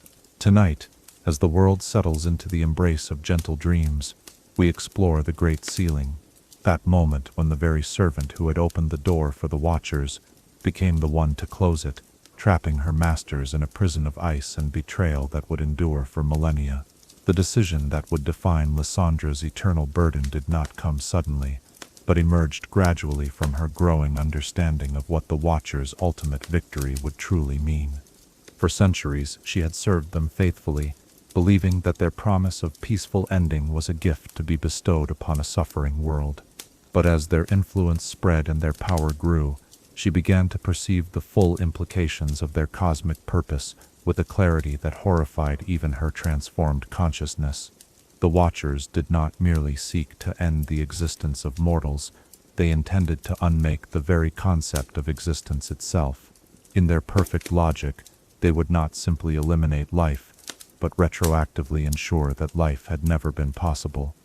They would not just destroy consciousness, but erase the mathematical probability that consciousness could ever emerge from matter. Their victory would be so complete that even the memory of existence would cease to have meaning. This revelation came to Lissandra during one of her deepest communions with the Watchers, when they shared with her their vision of the ultimate consummation of their work. She saw through their perception a universe returned to its proper state of absolute nothingness, not empty space waiting to be filled, but perfect non-existence that had never been disturbed by the temporary illusion of reality. In that vision, she herself would cease to exist, along with every choice she had made, every person she had loved, and every moment of beauty she had ever witnessed. The horror of this understanding was not that it represented destruction, but that it represented such complete negation that destruction itself would become meaningless. There would be no ruins to mark what had once existed, no echoes to suggest that anything had ever been different from the eternal void. The Watcher's mercy was so absolute that it would eliminate even the possibility of mourning for what was lost. Yet, even as this terrible knowledge filled her with something approaching despair, Lissandra found herself faced with an impossible paradox. She had been transformed by the Watcher's power, shaped by their influence, and granted immortality specifically to serve their ultimate purpose. How could she, who existed as an extension of their will, possibly oppose them? How could a being created to serve the ending of existence choose instead to preserve it? The answer came through her connection to the mortal world she had never entirely abandoned. Despite her transformation, despite centuries of service to cosmic emptiness, Lissandra retained fragments of her original humanity, memories of love, echoes of hope, and most importantly, the capacity to choose based on something other than perfect logic. These remnants of her mortal self recoiled from the absolute negation the Watchers represented, preferring even flawed existence to perfect non-being. The planning of the Great Sealing required Lissandra to operate on multiple levels of deception simultaneously. She had to maintain her facade of loyal service to the Watchers while secretly working to undermine their ultimate goals. She had to coordinate with the very alliance forces she had been fighting against, while appearing to continue her opposition to their efforts. Most challenging of all, she had to find a way to use the Watcher's own power against them without alerting them to her true intentions. The key to her strategy lay in understanding that the Watchers, for all their cosmic wisdom, possessed a fundamental blind spot. Their absolute commitment to the principle of non-existence made it difficult for them to fully comprehend betrayal, not because they lacked intelligence, but because betrayal implied the kind of individual will and emotional complexity that they viewed as temporary aberrations to be corrected rather than permanent features of consciousness. Lissandra began her secret work by gradually altering the nature of the magical constructs she had created in service to the Watchers. The ice palaces that housed her frozen thralls were subtly redesigned to function as containment vessels rather than mere dwellings. The networks of supernatural cold that spread across the Freljord were carefully rerouted to create patterns that could be inverted to form barriers rather than gateways. The very infrastructure of her centuries-long service was quietly transformed into the foundation for her ultimate betrayal. The process required a level of magical sophistication that pushed even Lissandra's enhanced abilities to their limits. She had to create spells that would appear to serve one purpose while actually accomplishing another, construct magical frameworks that could be activated in reverse without warning, and maintain elaborate deceptions that would fool beings whose perception far exceeded her own. Perhaps most crucially, she had to find a way to enlist the cooperation of the Alliance forces without revealing her true nature or the full scope of what she was attempting. The heroes who had been fighting against the Watchers for generations had every reason to view her as their greatest enemy. Convincing them to trust her, even partially, required a diplomatic finesse that challenged everything she had learned about mortal psychology. The solution came through a series of carefully orchestrated revelations that allowed the Alliance leaders to gradually understand the true nature of the threat they faced. Lissandra provided intelligence about the Watchers' ultimate plans, demonstrated weaknesses in their seemingly impregnable defenses, and offered strategic insights that could only have come from someone with intimate knowledge of their operations. Yet even as she worked to gain the Alliance's trust, Lissandra never fully revealed her own role in the Watchers' rise to power. She presented herself as a reformed servant who had finally understood the true horror of her master's goals, rather than as the primary architect of their earthly influence. This partial deception was necessary not just to protect herself, but to maintain the psychological distance that allowed the Alliance heroes to work with her, despite their justified anger at her past actions. The magical working that would create the Great Sealing required contributions from every major tradition of power represented in the Alliance, but it was fundamentally built upon Lissandra's intimate understanding of the Watcher's nature and her access to the infrastructure she had spent centuries creating. The spell would use the very channels she had opened to allow the Watchers into the material realm as conduits for energies that would trap them in a prison of their own making. The timing of the sealing had to be precise beyond anything previously attempted in magical history. It required coordinating actions across multiple continents, synchronizing with astronomical events that occurred only once in millennia, and most critically, catching the Watchers at the exact moment when they were most vulnerable. The instant when they fully committed their essence to the final phase of their great work. Lissandra's role in the actual moment of sealing was perhaps the most complex and dangerous task ever undertaken by a single individual. She had to maintain her connection to the Watchers long enough to guide them into the trap, while simultaneously channeling the Alliance's combined magical power through constructs she had secretly prepared.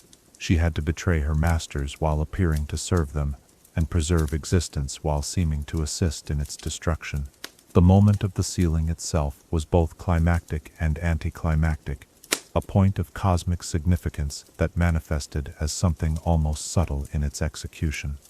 The Watchers, committed to their final working and trusting in their servants' loyalty, found themselves suddenly isolated from the void that had given them strength. The channels through which they had extended their influence became barriers that prevented their retreat. The very infrastructure of their earthly power became the walls of their prison. The immediate aftermath of the sealing was marked by a silence that seemed to stretch across the entire world. The supernatural cold that had been spreading from the Freljord simply stopped, as if winter itself had suddenly forgotten how to advance. The voices that had whispered from beyond existence fell silent. The sense of impending ending that had haunted sensitive minds for generations simply vanished, replaced by something that felt almost like surprise. For Lissandra, the completion of the sealing brought not relief, but the beginning of a burden that would define the rest of her immortal existence. She had successfully trapped the Watchers, but the magical working that contained them required constant maintenance and vigilance. The prison she had created was strong, but not indestructible, and she alone possessed the knowledge necessary to maintain its integrity across the centuries.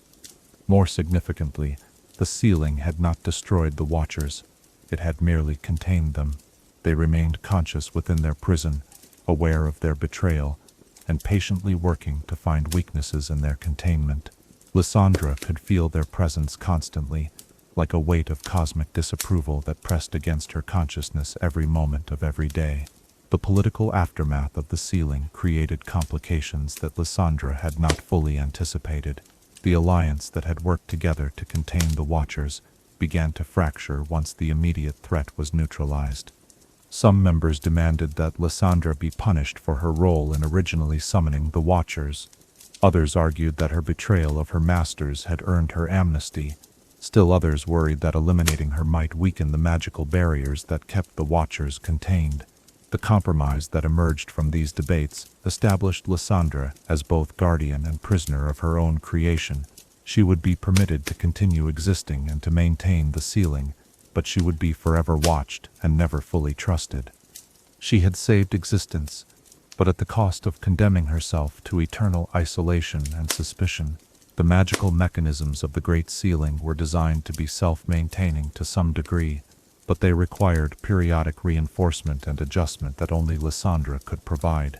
This necessity created a form of immortal servitude that was perhaps more cruel than direct punishment.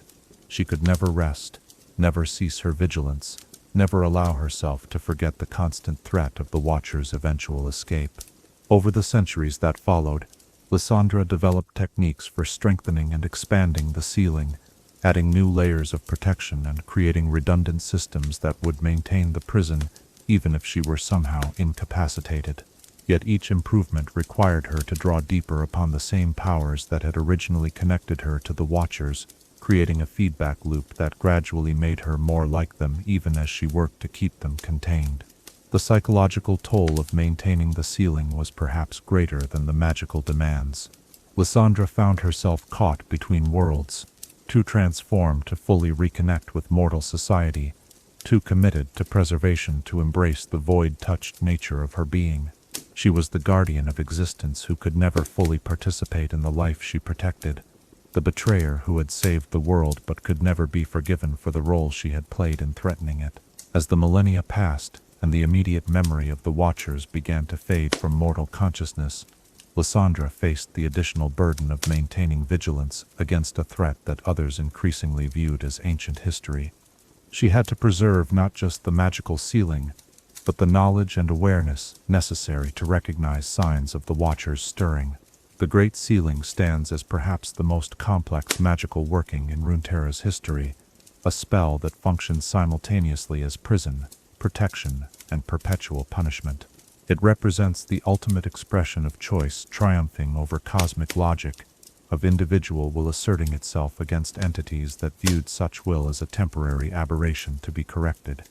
As we contemplate this moment when servant became betrayer and betrayal became salvation, we might find ourselves wondering, what does it truly mean to choose existence over perfection, and how do we measure the worth of a world saved by someone who can never be truly part of it again? Chapter 9. Signs of Awakening. In the restless hours before dawn, when the boundary between sleeping and waking grows thin as frost on glass, subtle changes begin to stir in the deep places of the world. Tonight, as shadows shift with meanings beyond mere absence of light, we turn our attention to the present day and the growing signs that ancient powers are stirring once more in the depths of the Freljord. The first indications that something fundamental was changing came not as dramatic events, but as subtle alterations in patterns that had remained constant for millennia. Lissandra, ever vigilant in her eternal watch, began to notice fluctuations in the magical resonances that maintained the great ceiling. These were not the gradual entropy she had long expected and prepared for, but something more troubling, active probing from within the prison, as if the watchers were systematically testing the boundaries of their containment. The changes manifested in ways that only someone with Lissandra's intimate knowledge of the ceiling's mechanisms could detect. Temperatures in certain regions of the Freljord began to drop by fractions of degrees that instruments could barely measure, but which represented significant alterations in the supernatural equilibrium she had spent centuries maintaining. Ice formations took on geometries that seemed almost familiar, as if the Watcher's alien aesthetics were beginning to influence the physical world once more. More concerning were the reports that began to filter in from the various Freljordian tribes and settlements. Hunters spoke of finding animals frozen in positions that suggested they had been running from something, yet showed no signs of predator attacks or natural causes of death. Shamans reported dreams filled with voices speaking in harmonies that preceded language, offering promises of peace through endings that mortals could not quite understand upon waking. The aurora patterns above the Freljord, which had followed predictable cycles for as long as anyone could remember, began to display configurations that defied astronomical explanation. Instead of the familiar curtains of green and blue light that danced across the polar sky, observers noted formations that seemed to create geometric patterns in the air, crystalline structures of light that hurt to look at directly, and left viewers with the unsettling sensation that they had glimpsed blueprints for the unmaking of reality itself. Among the first to recognize these disturbances as something more than natural phenomena was Ash, the Frost Archer, whose connection to ancient Freljordian traditions made her sensitive to disruptions in the spiritual balance of her homeland. Her true ice bow, forged from materials that resonated with the deepest magical currents of the region, began to exhibit properties it had never displayed before, growing colder to the touch, and sometimes reflecting images that did not correspond to anything in the visible world. As his investigations led her to consult with the wisest shamans and lore-keepers among the Avarosans, seeking explanations for phenomena that seemed to exist at the intersection of magic and nightmare. The oldest among her advisors spoke in hushed tones of ancient warnings passed down through generations, stories of entities that existed beyond the boundaries of life and death, of prisons that required eternal vigilance to maintain, and of signs that would herald the stirring of powers best left undisturbed. The growing instability was also detected by Sejuani, whose primal connection to the harsh realities of Freljordian survival made her acutely aware when those realities began to shift in unprecedented ways. The boars that served as mounts for her winter's claw warriors displayed increasing agitation when traveling through certain regions, refusing to approach areas that showed no obvious signs of danger, but which seemed to emanate a wrongness that animals could sense more clearly than their human companions.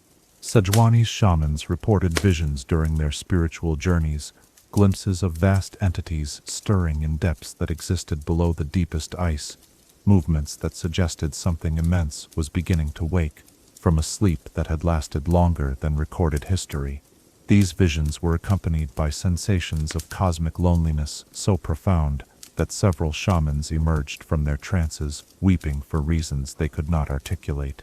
Perhaps most significantly, the disturbances began to affect even Brahm, whose cheerful disposition and unshakable optimism had made him a beacon of hope throughout the Freljord. The gentle giant found himself experiencing moments of inexplicable melancholy, as if the very air carried whispers of endings that his generous heart instinctively rejected. His magical door, which had always been a symbol of protection and shelter, began to emanate a cold that seemed to reach beyond the physical into something more fundamental. The signs were not limited to the Freljord's indigenous population. Explorers and researchers from other regions who ventured into the far north reported encounters that challenged their understanding of what was possible in the natural world. Noxian scouts seeking to map potential expansion routes found themselves turning back from regions that appeared normal but which filled them with inexplicable dread. Dalmatian patrols investigating reports of unusual magical activity detected energies that their petricite equipment could not classify or contain.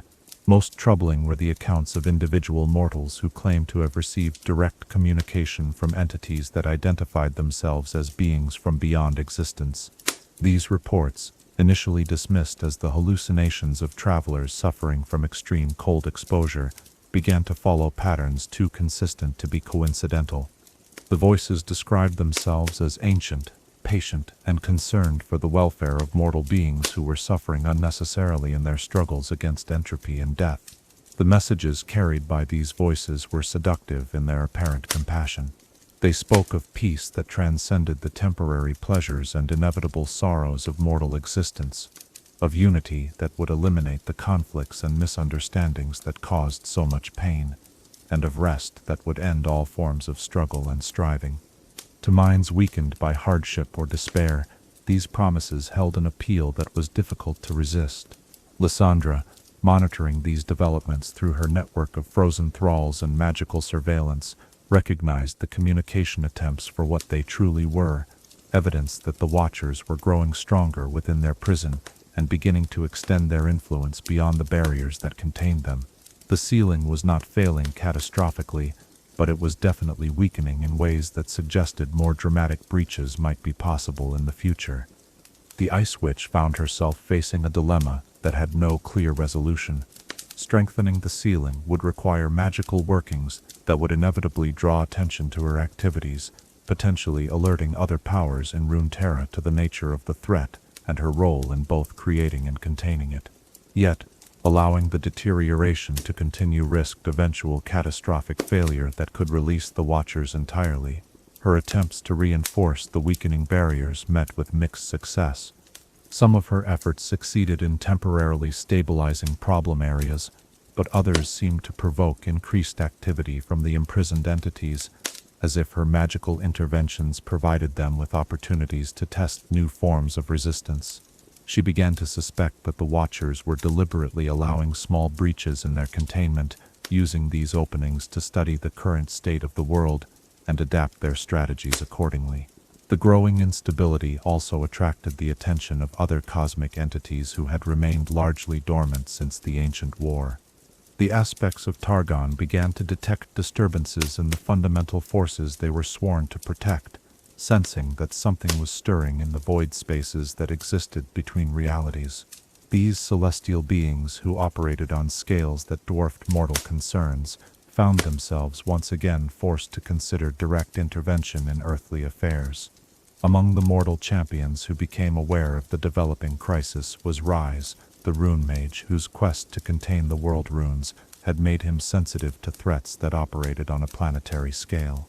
His magical investigations detected resonances between the Freljordian disturbances and the chaotic energies contained within the world runes, suggesting that the Watcher's stirring might be connected to broader instabilities in Runeterra's magical foundations.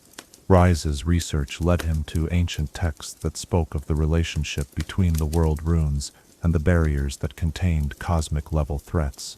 He began to theorize that the very efforts to prevent magical catastrophes through the careful management of runic power might be inadvertently weakening other protective systems that relied on different forms of magical equilibrium. The implications of this discovery were staggering.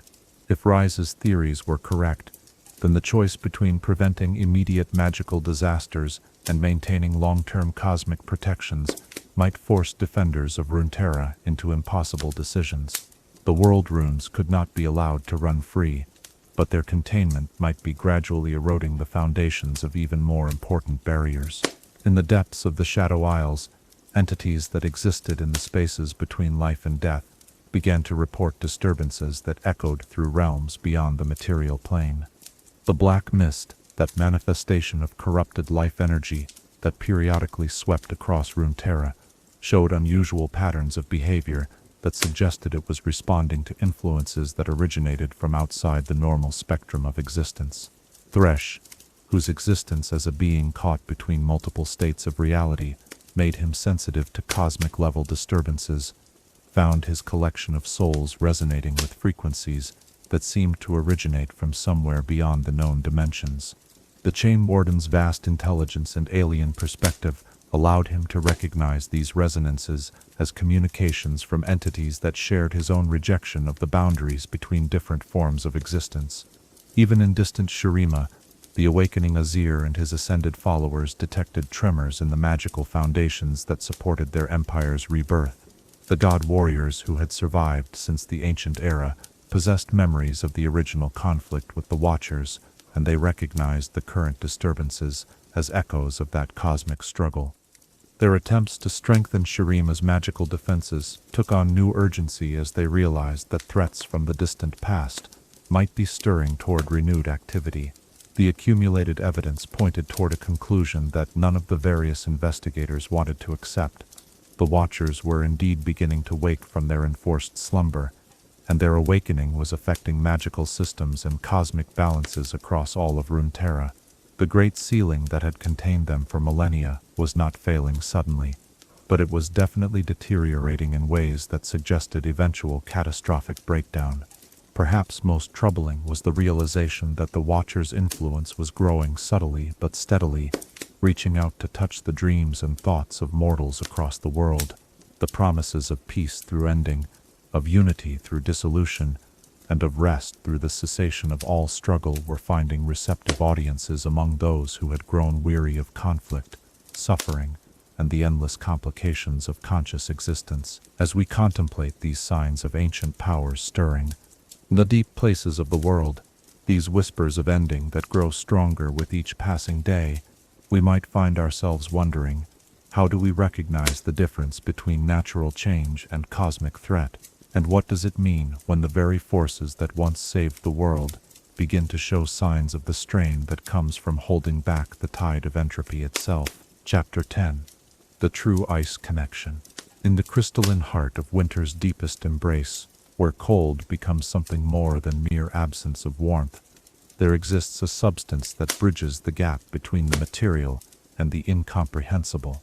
Tonight, as ice forms delicate traceries across the boundaries between dream and waking, we explore the mystery of true ice, that supernatural substance through which the Watcher's essence seeps into the physical world, transforming those who touch it, and serving as a conduit for powers that were never meant to exist within the realm of ordinary matter. True ice is not simply frozen water that resists melting, though this is how most mortals understand it upon first encounter. Rather, it represents a fundamental alteration in the relationship between matter and the void that lies beneath all existence. Where ordinary ice forms when water loses heat, true ice comes into being when reality itself grows cold, when the very concept of warmth is gradually convinced that it need not insist upon its own existence. The formation of true ice requires conditions that exist naturally in only a few places within Runeterra, primarily in the deepest regions of the Freljord, where the barriers between existence and void have worn thin over millennia. These locations serve as focal points where the Watcher's influence can seep through even the strongest magical barriers, manifesting as crystalline formations that embody their alien perspective on the nature of reality. The process by which ordinary ice transforms into its supernatural variant is both gradual and irreversible. It begins with exposure to the emanations that leak from the Watcher's prison, energies that operate on principles fundamentally opposed to the forces that normally govern physical matter. Over time, these influences convince the molecular structure of ice that stability is less important than purity, that existence is less desirable than perfect crystalline order. The resulting substance possesses properties that challenge mortal understanding of what frozen water should be capable of achieving. True ice does not melt when exposed to ordinary heat, because it exists in a state where the concept of melting has become meaningless. It does not break when struck with normal force, because its structure draws strength from the void spaces between atoms, rather than from the bonds that hold them together. Most significantly, true ice serves as a conductor for the Watcher's influence, allowing their consciousness to extend beyond their prison and touch the material world through crystalline intermediaries. Each formation of true ice becomes, in effect, a sensory organ through which these cosmic entities can perceive events in the realm they seek to unmake, a listening post that allows them to monitor the thoughts and actions of mortals who come too close to their influence. The warriors and shamans of the Freljord have long understood that true ice is more than mere material. It is a test of worthiness, a substance that judges those who would wield it and transforms them according to its own alien standards. The process of bonding with true ice weapons or armor requires not just physical strength or magical aptitude, but a fundamental compatibility with the cosmic forces that the substance represents. Ash, the Frost Archer, exemplifies the complex relationship between mortals and true ice. Her bow, crafted from this supernatural substance by ancient artisans whose techniques have been lost to time, serves as both weapon and spiritual guide. Through her connection to the bow, she gains access to perceptions that extend beyond normal mortal senses, but she also opens herself to influences that gradually alter her understanding of existence itself. The bond between Ash and her true ice bow is not a simple matter of ownership or mastery. Instead, it represents a form of symbiosis in which both wielder and weapon are changed by their relationship. The bow grants her supernatural accuracy and the ability to channel ice magic that would be impossible with ordinary materials, but it also serves as a conduit through which the watcher's perspective can subtly influence her thoughts and decisions. This influence does not manifest as direct mental control or obvious corruption. Rather, it appears as a gradual shift in perspective that makes certain choices seem more logical, certain solutions more appealing. Ash finds herself increasingly drawn to strategies that emphasize order over chaos, unity over diversity, and peace over the messy complexities of mortal conflict. These tendencies align with her natural inclinations toward leadership and diplomacy, making the influence difficult to detect or resist. Sejuani's relationship with true ice takes a different form, mediated through her connection to the ancient bloodline of the Winter's Claw and the supernatural mount that serves as her companion. Her boar, Bristle, has been exposed to true ice formations since birth, creating a bond between rider and mount that extends beyond normal animal companionship into something approaching shared consciousness. Through Bristle, Sejuani gains access to perceptions that allow her to navigate the supernatural dangers of the Freljord with uncanny accuracy. She can sense the presence of true ice formations from great distances, detect the spiritual significance of various locations, and anticipate threats that would be invisible to ordinary senses. Yet this enhanced awareness comes with the cost of increasing alienation from purely human concerns and motivations. The gradual influence of true ice on Sejuani manifests as an enhanced appreciation for the brutal honesty of natural forces and a corresponding impatience with the diplomatic compromises and political complexities that characterize civilized society.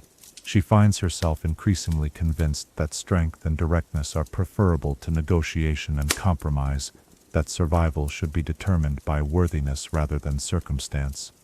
Brahm's shield, forged from a massive formation of true ice that he claimed from the heart of an ancient glacier, represents perhaps the most benevolent manifestation of the substance's power. The shield's protective properties extend beyond mere physical defense to encompass a form of spiritual shelter that can ward off influences that operate on levels deeper than the material plane.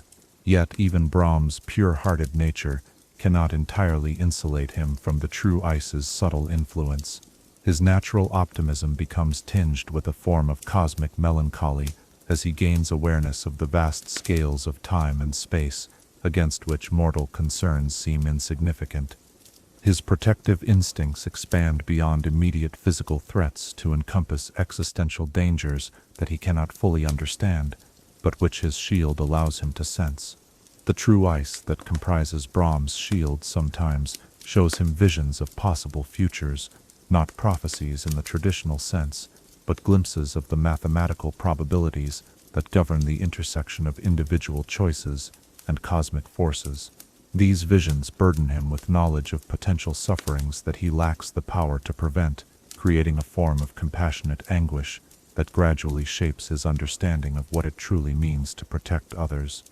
Lissandra's relationship with true ice is both the most intimate and the most complex of any mortal being. Her transformation into the Ice Witch involved not just exposure to the Watcher's influence, but active integration with true ice on a cellular level. Her body has become a living conduit for the substance, allowing her to create and manipulate it with an ease that approaches the effortless reality shaping of the Watchers themselves.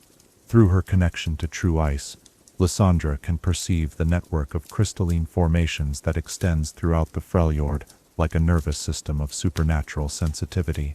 She experiences the thoughts and sensations of anyone who comes into contact with significant true ice deposits, creating a form of distributed consciousness that allows her to monitor events across vast distances while remaining physically present in her stronghold. This network also serves as a communication system that connects her directly to the imprisoned Watchers, allowing for constant dialogue that operates on levels far more intimate than ordinary speech. Through true ice, she receives not just information but direct transmission of alien perspectives and cosmic emotions that gradually erode the boundaries between her individual consciousness and the collective awareness of her ancient masters.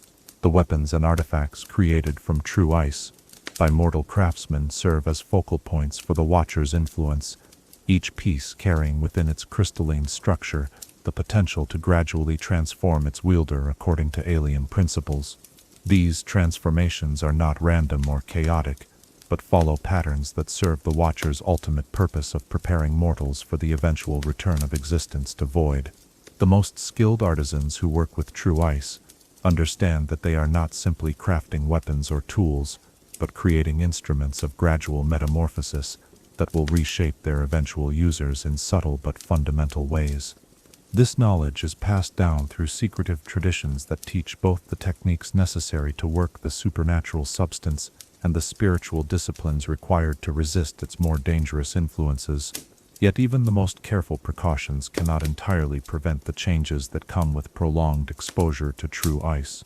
Master craftsmen who spend their lives working with the substance invariably develop the same crystalline clarity of thought that characterizes all those touched by the Watcher's influence.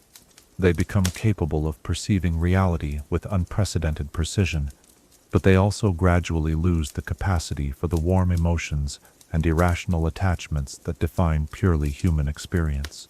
The various formations of true ice that exist throughout the Freljord serve different functions within the Watcher's overall strategy for eventual return. Some act as sensors that monitor magical and spiritual activities across the region. Others function as amplifiers that strengthen the influence of the imprisoned entities. Still others serve as seeds that will eventually grow into larger crystalline structures when conditions become favorable for the Watcher's release. The distribution of these formations follows patterns that would be invisible to ordinary observation, but which reveal themselves to those who understand the mathematical principles governing the intersection of void and existence. The Watchers, even in their imprisonment, continue to extend their influence through careful placement of true ice deposits that serve as anchor points for their eventual return to the material realm. Perhaps most troubling is the discovery that true ice formations are not static, but continue to grow and evolve over time, spreading their influence through processes that operate too slowly for mortal observation, but which accumulate significant effects across centuries and millennia.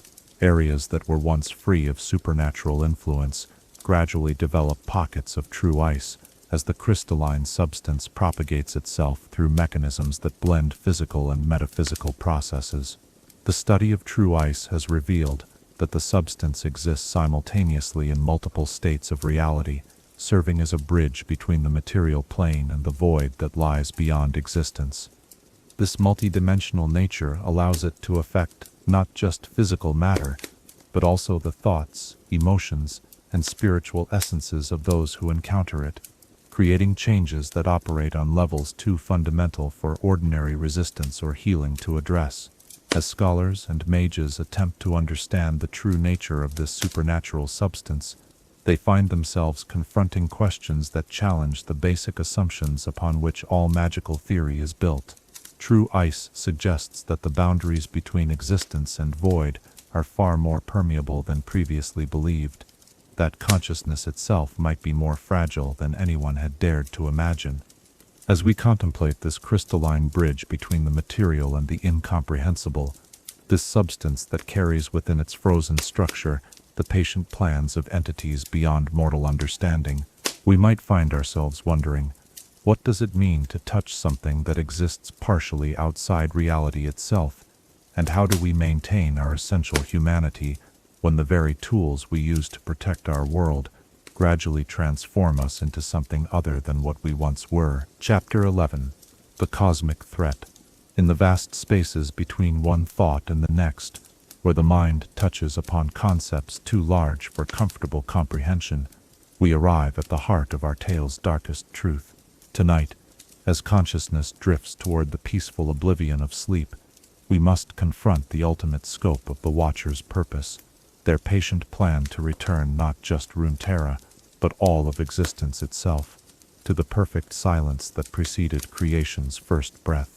To understand the true magnitude of the threat the Watchers represent, one must first grasp the scale upon which these entities operate their consciousness. They do not think in terms of individual lives or civilizations, nor even in terms of worlds or star systems. Their perspective encompasses the entirety of existence as a single temporary aberration in the natural order of absolute nothingness, a cosmic mistake that requires correction through the patient application of their limitless patience and inexorable will. The Watchers view the universe not as a collection of separate phenomena, but as a unified system that has somehow developed the capacity for self-sustaining complexity. In their understanding, the emergence of matter from energy, life from matter, and consciousness from life represents a cascade of increasingly improbable events that defies the natural tendency of all things to return to their simplest possible state. From their perspective, the pain and suffering that characterizes much of mortal experience is not an unfortunate side effect of existence, but evidence of the fundamental wrongness of the entire enterprise. They see consciousness as a form of cosmic illness, a development that causes unnecessary anguish to countless beings who would be far better served by the peaceful absence of awareness. In their cold compassion, they offer the ultimate cure, the gentle return of all things to the void. Their plan for achieving this universal healing operates on multiple levels simultaneously, each component designed to weaken the barriers that separate existence from non-existence until those barriers can no longer sustain the illusion of reality. The gradual corruption of true ice formations throughout the Freljord represents just one facet of a strategy that extends across dimensions, through time itself, and into the fundamental forces that govern the relationship between matter and void. The Watchers understand that consciousness, particularly the kind of consciousness that actively chooses to affirm existence despite its costs, serves as the primary force that maintains reality's resistance to entropy. As long as beings continue to hope, to love, to create, and to find meaning in their temporary existence, they generate a form of spiritual energy that reinforces the boundaries between something and nothing. Therefore, their strategy focuses not on direct destruction, which would only create martyrs and strengthen the resolve of the living, but on gradual persuasion. They seek to convince conscious beings that existence is ultimately futile, that all struggles end in death anyway, and that the peaceful oblivion they offer is preferable to the ongoing cycles of hope and disappointment that characterize mortal life. This persuasion operates through multiple vectors, each carefully calibrated to appeal to different aspects of mortal psychology. To those who suffer from loss, they offer reunion in the void where all separation ceases to exist. To those burdened by responsibility, they promise release from the weight of choice and consequence. To those who fear death, they reveal that death is merely a transition to a state where fear itself becomes impossible. The seductive power of these arguments lies in their fundamental truthfulness. The Watchers do not lie about the nature of existence. They simply frame undeniable truths in ways that make their solution appear logical and compassionate. Death does indeed come to all living things. Suffering is an inescapable aspect of consciousness. The universe will eventually succumb to entropy, regardless of mortal efforts to prevent it. By accepting these realities while rejecting the possibility that meaning can exist despite them, the Watchers gradually erode the philosophical foundations that support mortals' commitment to continued existence. They do not need to convert everyone immediately, merely to plant seeds of doubt that will grow over time, spreading from individual to individual, until entire civilizations begin to question whether the struggle for survival is truly worth the effort it requires. The magical techniques they employ to spread this influence operate on principles that most mortal mages cannot even perceive, let alone counter. Their power draws not from the elemental forces that govern ordinary magic, but from the spaces between those forces, the gaps in reality where the laws of physics grow uncertain and the will of consciousness becomes the primary determinant of what is possible. Through these gaps, they can reach into the dreams of sleeping minds, whisper into the meditation of isolated mystics, and plant suggestions in the moments of despair that visit even the strongest heroes.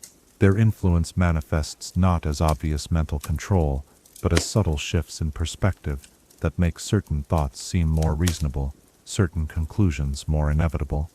The corrupted ice that spreads from the Freljord serves as a physical manifestation of their influence, but their true power operates on levels far more fundamental than the merely material. They can affect the rate at which time passes in localized areas, creating pockets where entropy accelerates and the natural decay of all things becomes visible to mortal observation. They can alter the mathematical constants that govern physical interactions, making magic less reliable and causing reality itself to become increasingly unstable. Perhaps most insidiously, they can manipulate the dreams and visions of prophets and seers, gradually introducing false prophecies that predict inevitable doom, while simultaneously making those prophecies more likely to fulfill themselves. By convincing mortals that their efforts are destined to fail, they create a form of self-fulfilling despair that weakens the spiritual resistance necessary to maintain reality's coherence. The implications of their ultimate success extend far beyond the elimination of life on Runeterra, or even the destruction of the physical universe. The Watchers seek to unmake the very concept of existence, to return the cosmos to a state where the possibility of something emerging from nothing becomes mathematically impossible. They would not simply end current reality, they would prevent any reality from ever existing again. This absolute negation would encompass not just matter and energy, but time and space themselves. The entire history of the universe, from its first moment to its final breath, would be retroactively erased as if it had never been. The thoughts of every conscious being, the emotions of every loving heart, the hopes of every dreaming mind would be wiped clean from the cosmic record without leaving even the faintest trace that they had ever existed. In the Watcher's understanding, this represents the ultimate act of mercy. No one would suffer from the loss because no one would exist to remember what had been lost. The pain of existence would be ended, not just for current generations, but for all possible future generations that might otherwise have been born into a universe that the Watchers view as inherently flawed. The resistance to their plan comes not from any external force, but from the stubborn persistence of consciousness itself.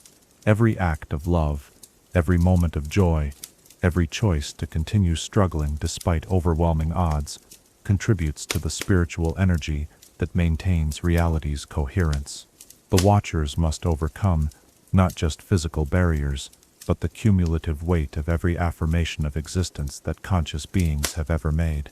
This is why their victory is not inevitable, despite their vast power and infinite patience. They cannot simply force reality to unmake itself. They must convince it to choose non-existence over the alternatives. As long as even a small number of beings continue to find meaning and value in consciousness, the foundations of reality remain stable enough to resist their influence. The champions and heroes of Runeterra who stand against the Watchers are not simply defending their own lives or even their own world. They are serving as guardians of the principle of existence itself, protectors of the possibility that consciousness can find meaning, despite the universe's ultimate indifference to mortal concerns. Their struggle represents more than a conflict between competing powers. It is a philosophical battle between two fundamentally different ways of understanding what it means to be conscious in an unconscious universe. The Watchers offer the peace of perfect unity through dissolution of individual identity. Their opponents offer the chaotic beauty of existence with all its attendant sufferings and joys. The outcome of this cosmic struggle will determine not just the fate of current reality, but whether the possibility of future realities will continue to exist. If the Watchers succeed, their victory will be so complete that it will become impossible for anyone to remember that there was ever anything to lose. If they fail, consciousness will have proven its right to persist despite the universe's apparent preference for simplicity over complexity. The choice between these alternatives cannot be made through logic alone, because both positions can be supported by rational arguments. Instead, it requires a leap of faith, a decision to affirm the value of existence despite its costs, or to embrace the promise of peace through its ending. As the influence of the Watchers continues to grow, and their subtle corruption spreads through the cracks in reality's foundation, every conscious being faces this choice whether they realize it or not. Every moment of despair or hope, every decision to continue or surrender, every affirmation of meaning or acceptance of futility contributes to the ultimate resolution of this cosmic conflict. The fate of existence itself hangs in the balance, suspended between the patient logic of entities who view consciousness as a cosmic mistake, and the stubborn determination of beings who insist that their brief moment of awareness justifies the entire enterprise of reality. The final outcome will be determined not by the actions of heroes alone, but by the cumulative choices of every conscious being who must decide whether existence is a gift to be cherished or a burden to be released. As we contemplate this ultimate threat that operates on scales beyond mortal comprehension, this patient plan to convince reality itself that it would prefer not to exist, we might find ourselves wondering, what gives consciousness the right to persist in a universe that seems designed for entropy, and how do we find the courage to affirm existence when the alternative offers such perfect, terrible peace? Chapter 12. Eternal Vigilance. In the quiet spaces where dreams fade into waking memory and consciousness emerges from the gentle embrace of sleep, we arrive at the end of our journey through the realm of the Watchers. Tonight, as the first light of dawn touches the edges of tomorrow, we reflect upon the eternal vigil that continues even now, the endless watch maintained by those who understand that some threats require not victory, but perpetual vigilance to keep the world safe from forces that patience alone might eventually overcome. The burden of watching falls most heavily upon Lissandra, the Ice Witch who traded her humanity for the power to serve as eternal guardian, against the very entities she once helped to summon. Her vigil is not a passive observation, but an active struggle that requires constant attention to the subtle signs that indicate whether the ancient seals are holding strong, or beginning to show the first hairline cracks that could eventually widen into catastrophic breaches. Each day brings new challenges to her careful maintenance of the barriers that contain the Watchers. The magical energies that power the Great Sealing require periodic renewal and adjustment, delicate work that must be performed without alerting the imprisoned entities to the specific techniques being employed. Lissandra has learned to work in whispers and shadows, strengthening the prison that holds her former masters while appearing to continue her service to their ultimate cause. The isolation of her position is perhaps more cruel than any direct punishment could be. She cannot seek help from other mages without revealing the true nature of the threat and her own role in creating it. She cannot confide in mortal allies without burdening them with knowledge that would transform their understanding of reality in ways that might drive them to despair. She must maintain her vigilance alone, carrying the weight of cosmic responsibility while surrounded by those who can never fully understand what she protects them from. Yet Lissandra is not entirely without allies in her eternal watch. Across Runeterra, other beings have taken on aspects of the guardianship, whether they fully understand their role or not. The champions who wield true ice weapons serve as unwitting sentinels, their connection to the supernatural substance making them sensitive to fluctuations in the Watcher's influence. When they report strange dreams or unexplained sensations of cosmic unease, Lissandra knows to investigate potential weak points in the containment system. Ash, through her bond with her true ice bow, has become one of the most important early warning systems for detecting Watcher activity. Her growing awareness of the deeper patterns that govern Freljordian magic makes her uniquely qualified to notice when those patterns begin to shift in ways that suggest external interference. Though she does not yet fully understand the nature of the threat she helps to monitor, her reports provide Lissandra with crucial intelligence about the state of the ancient barriers. Sejuani's connection to the primal forces of survival and strength makes her naturally resistant to the Watcher's seductive promises of peace through ending. Her fierce determination to protect her people and preserve their way of life serves as a bulwark against the subtle corruption that seeks to convince mortals that struggle is meaningless. In her own way, she fights the cosmic battle every day by simply refusing to surrender to despair. Brahm's role in the eternal vigilance is perhaps the most important of all, though he carries it with the same cheerful unconsciousness that characterizes all his heroic acts. His unshakable optimism and genuine love for all living things generates a form of spiritual energy that strengthens the barriers between existence and void. Every act of kindness, every moment of joy he brings to others, every choice to help rather than harm contributes to the cosmic forces that keep reality stable. The network of guardians extends beyond the Freljord to encompass champions and heroes across all of Runeterra, most of whom remain unaware that their actions carry cosmic significance. Every time someone chooses hope over despair, creation over destruction, love over indifference, they add their strength to the great collective effort that maintains the boundaries between something and nothing. Rise, in his endless quest to contain the world runes, unknowingly serves the greater cause of cosmic stability. His efforts to prevent magical catastrophes help maintain the overall equilibrium of forces that keeps various forms of cosmic threat in check. The careful balance he maintains between different forms of dangerous magic creates a stabilizing influence that extends far beyond his immediate concerns. The aspects of Targon, those celestial beings who serve as intermediaries between mortal and cosmic concerns, have renewed their ancient vigilance as they detect the stirring of forces they had hoped never to confront again. Their enhanced awareness of dimensional barriers and cosmic threats makes them natural allies in the effort to maintain the Watcher's containment, though their methods of intervention must be carefully coordinated to avoid drawing unwanted attention. Even in the Shadow Isles, entities like Yorick maintain their own form of vigilance, protecting the boundaries between life and death in ways that indirectly support the larger effort to maintain cosmic stability. The presence of the Black Mist, for all its obvious dangers, actually serves as a form of spiritual pressure that helps keep other, potentially more dangerous influences from finding purchase in the material realm. The various magical traditions and scholarly institutions across Runeterra contribute to the eternal vigilance through their ongoing research into the fundamental forces that govern reality.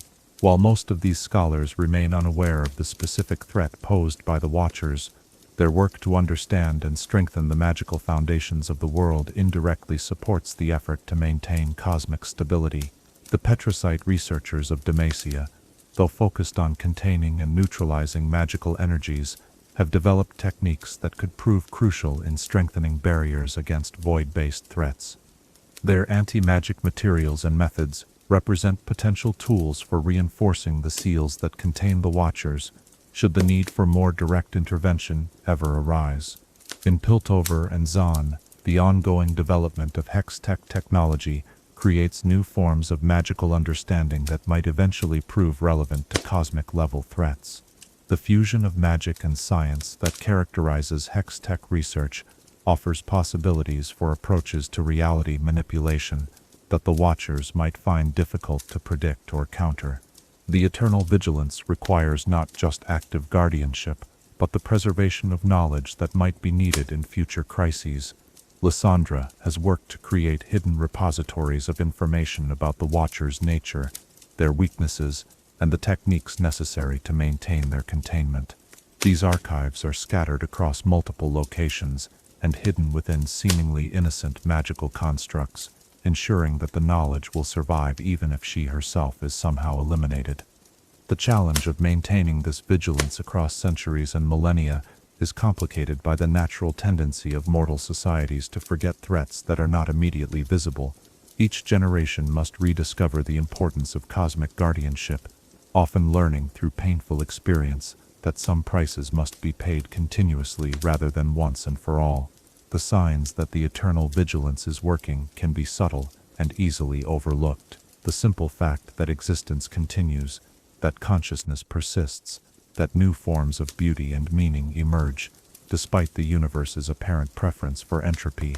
These represent victories in the cosmic struggle that most beings take for granted. Yet the Guardians know that their success is always temporary, always requiring renewal and reinforcement. The Watchers' patience is infinite, their logic is flawless within its own parameters, and their influence operates on scales that dwarf mortal concerns. The vigilance must be not just eternal, but ever adapting to new forms of threat and new methods of cosmic infiltration.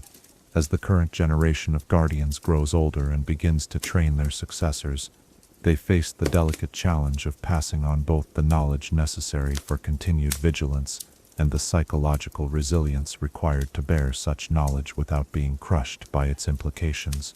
Each Guardian must find their own way of accepting the burden, while maintaining the hope and joy that make existence worth protecting. The future of the eternal vigilance will depend not just on the actions of heroes and champions, but on the choices made by ordinary beings who may never know the cosmic significance of their decisions. Every act of creation, every moment of love, every choice to continue struggling despite uncertainty contributes to the great work of maintaining reality's coherence. In the end, the eternal vigilance is maintained not by any single guardian or organization, but by the collective choice of all conscious beings to affirm that existence, for all its flaws and sorrows, is preferable to the perfect peace of nothingness. This choice must be made anew by each generation, each individual, each moment of consciousness that decides to continue rather than surrender. The Watchers wait in their crystalline prison, patient as the spaces between stars, logical as mathematics itself, convinced that eventually consciousness will grow weary of its burden and choose the peace they offer. The Guardians wait as well, sustained by the stubborn beauty of existence itself, ready to maintain their watch for as long as there are hearts to beat and minds to think and souls to choose hope over despair. The vigil continues, will always continue, as long as there are those who understand that some freedoms require eternal vigilance to preserve. In the end, perhaps that vigilance itself is what gives existence its meaning, not the destination, but the journey, not the final victory, but the endless choice to keep choosing life over death, something over nothing, hope over the perfect logic of despair. As our tale draws to its close, and the gentle embrace of sleep beckons once more, we might find ourselves carrying this question into our dreams. In a universe where consciousness emerged against all odds from unconscious matter, what does it mean to choose existence each day, and how do we find the strength to maintain eternal vigilance against the seductive whisper that perhaps, after all, it would be easier simply to rest?